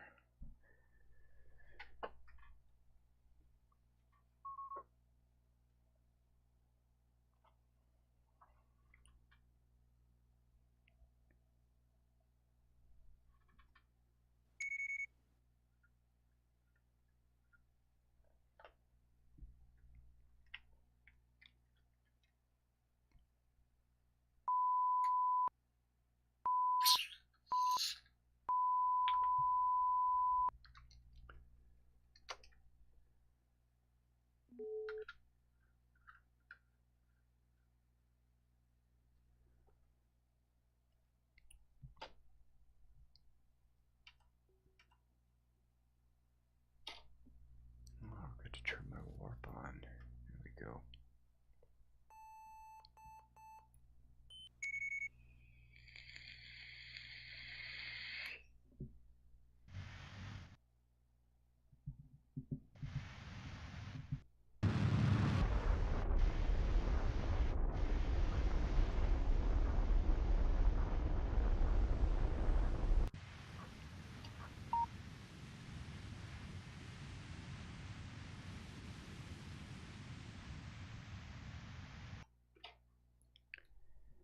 Geez, I'm doing this a little different than I did the last one. This one, I'm going to dock this guy to the space station, and I'm going to switch back to my ascent stage, and then I'm going to fly it back home.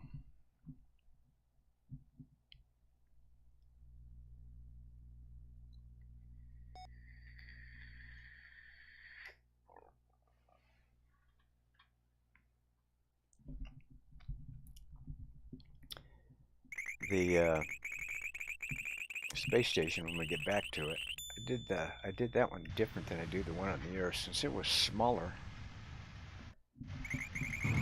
I actually put a rocket on the end of it. So if I got tired of it for some reason, I could do a deorbit burn just from the rocket itself and bring the whole thing in to crash land. Kind of cool. I couldn't do that with the space stations around the Earth because they were just too damn big.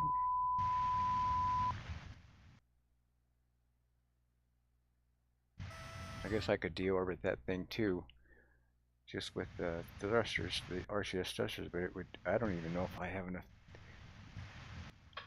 monopropellant to do something like that. I wouldn't do it anyway because there's no way. I've got too much time spent building that thing to just deorbit it for the hell of it. Start from scratch again.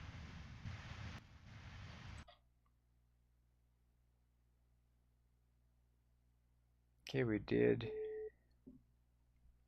Yep, see, we did that burn, and it put us up to our height of our space station. So now we're up quite a bit.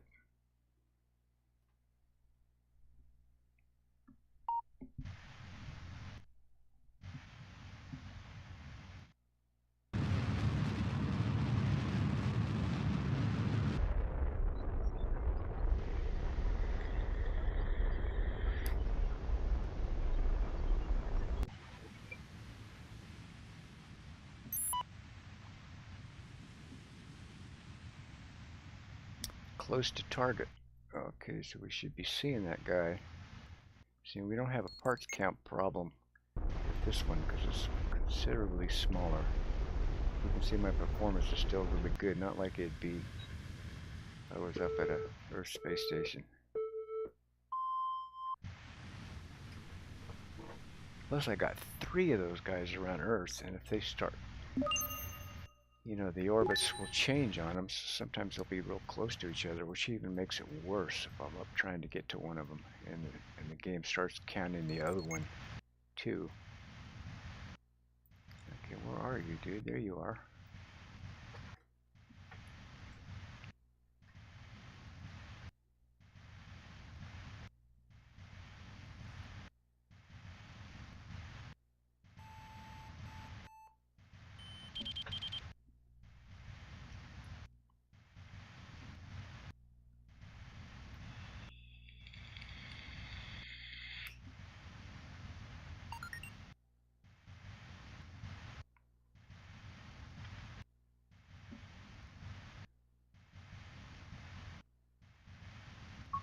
She's coming in hot.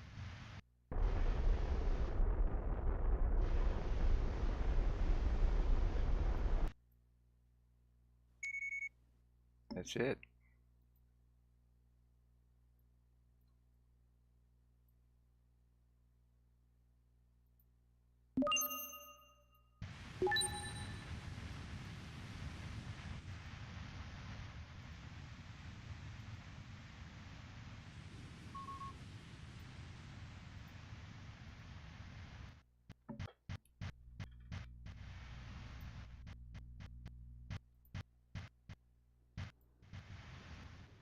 Don't need the flight data since I'm not using it.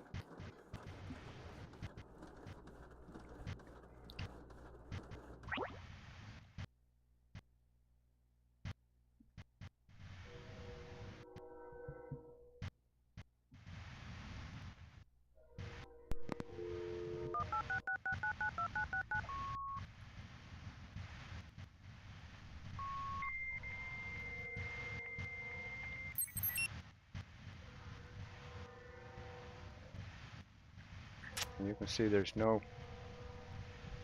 Kirby chatter because there's no Kirby's in there. It's just strictly a fuel rocket ship. And if you look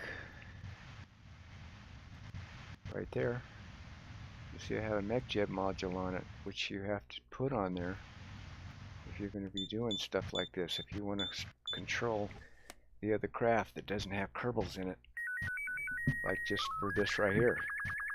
See, if I wouldn't have put that in there, as soon as I undocked, I couldn't do anything with the craft that didn't have the Kerbals in it. It would just be dead in space. So remembering to put that on, you know, helps me do that. Just like the same thing with that stage I sent into the moon when we separated. See, it had a Mechjeb module on it too, so I could do that.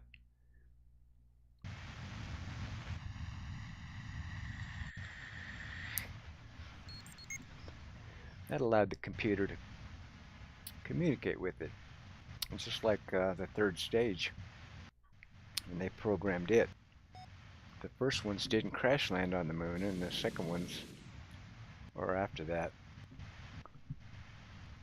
they took back control of them to do something similar, to do a final burn to send it where they wanted to.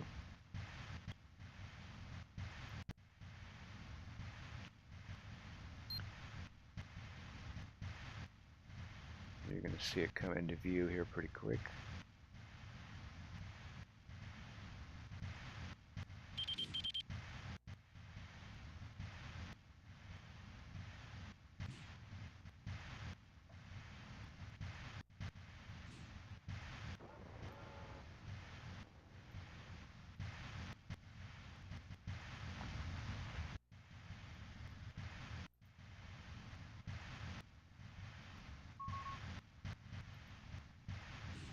Yeah, see, I have some, I don't know where I put them. I don't know if I put them, this is just one tank. I might have put them,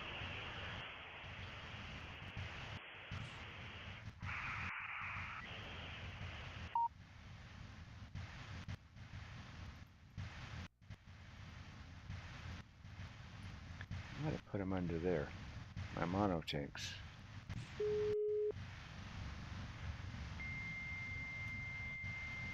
Let's see if I can get in here.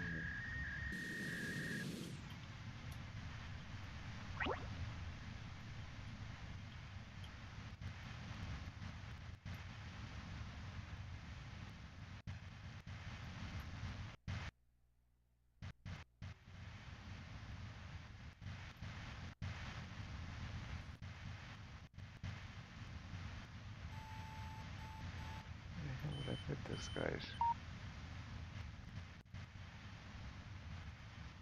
Oh, excuse me. Never mind. There's my water propellant tank right there. Oh, see, I got plenty. See, I put a separate tank on there. I was looking to see if I had any little water propellant tanks stuffed in there.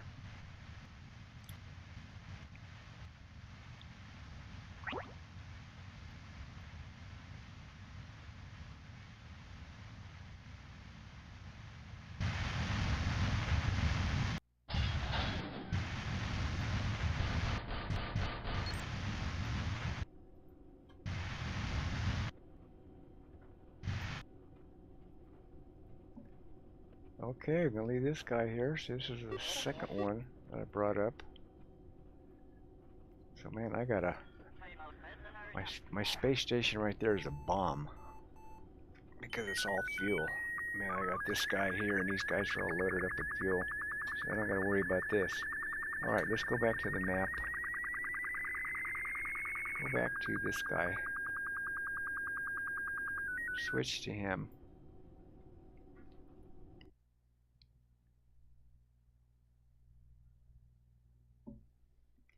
It's got a small engine on it, but I don't think there's going to be any problem doing his burn, especially since I loaded him up with fuel. Okay, so now we're going to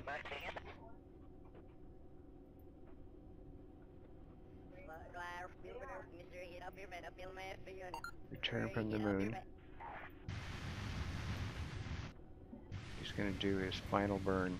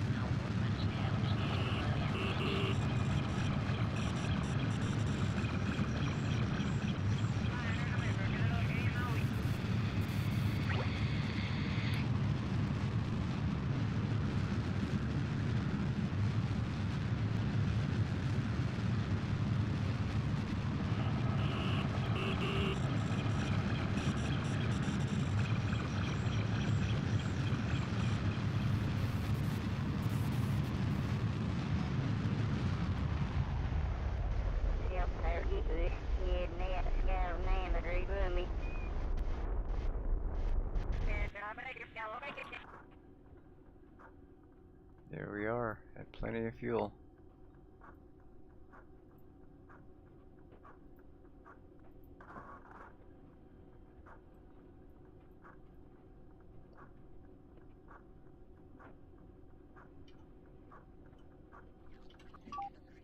Back on my free return home.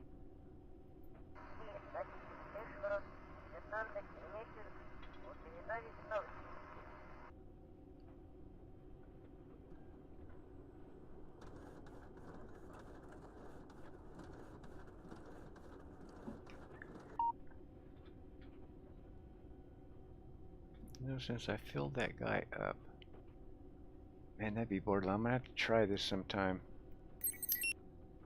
If I wanted to try to go back into Earth's orbit, it takes a lot of fuel to do that. I don't know if I have enough. I'm gonna have to try it sometime. This time here, I'm just gonna go in. I think next time I do it though, I'm gonna try it.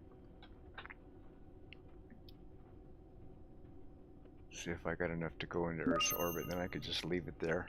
Or I could actually, yeah, see, there's no way I'd have enough to get back up to one of these space stations, because I have to put it in orbit first, and then do the burns to get back up there, and I know I don't have enough fuel for that. Okay, we're coming back in. Looks like we're gonna hit water.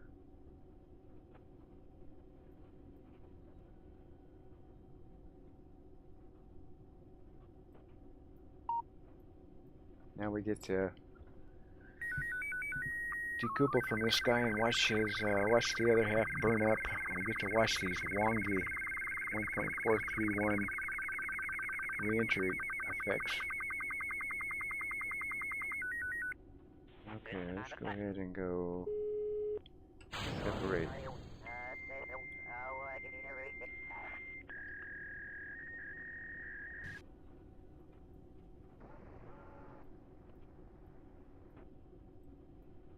That's just the tank part. Let's see where we're at. Coming in.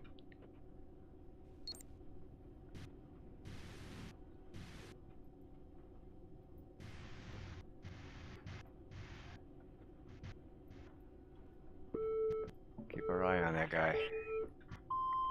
This guy's gonna burn up, and he's gonna do those effects that the makers of 1.43 thought was going to be cool. They just teenagered this part out right here.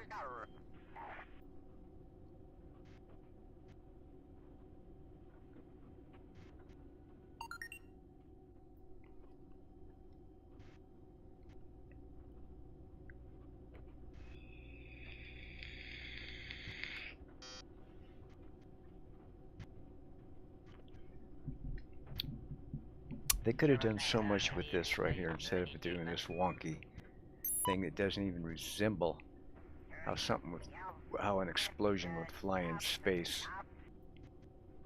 They could have come up with something way better than what they did here. And 1.31 just showed the explosion separation right there, and then it showed this.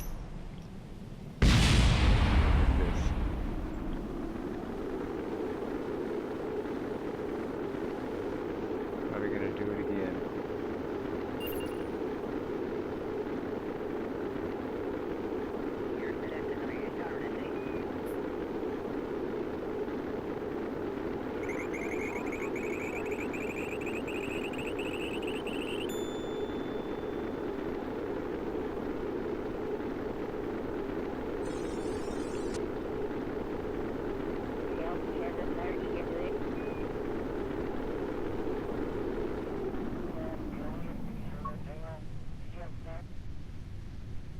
Okay, we're going to have the nice deployment of chutes coming up here from the real chutes, where we're going to get a drogue, and mains, all going to be done automatically, which looks really neat. Let's go ahead and do it now.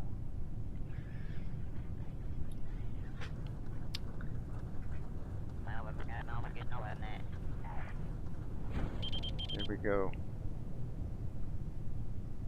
See, the drogue will come out. I guess that's the altitude I had it set at. So you can set this, and then you can tell it when to cut.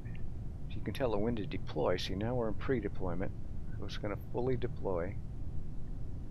Then after that, you tell it when to cut, and then you tell the main chute when to pre-deploy and when to fully deploy. Okay, we're full deployment. You're going to see a cut here in a minute.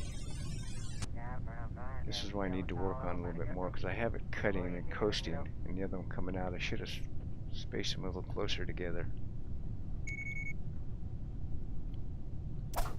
There we go. Coasting.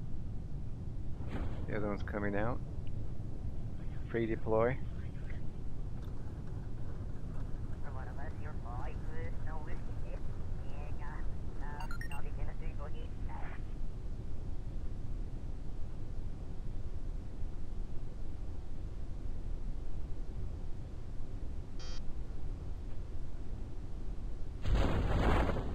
Full deploy.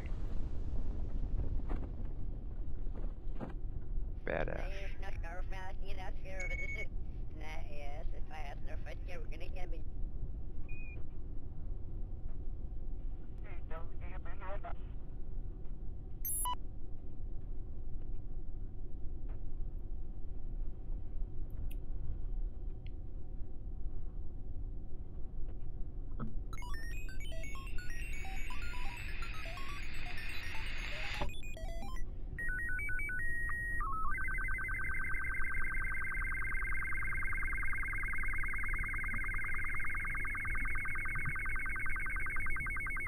So I actually like landing on land. One of the reasons why I like to, in some craft, be able to have enough fuel to get back into Earth's orbit, and then I can choose where I'm going to land. And I like to land in the daytime and on land, because then you can hear the debris detonate when it hits the ground. I like to have as many different effects as I can and as much visual as I can.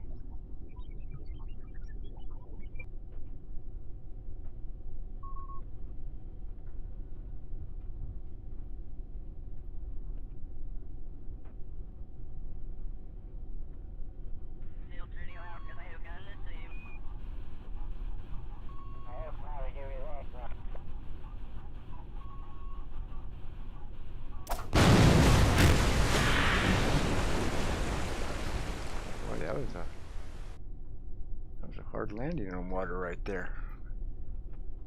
Okay, got him back safe and sound. Later, dudes.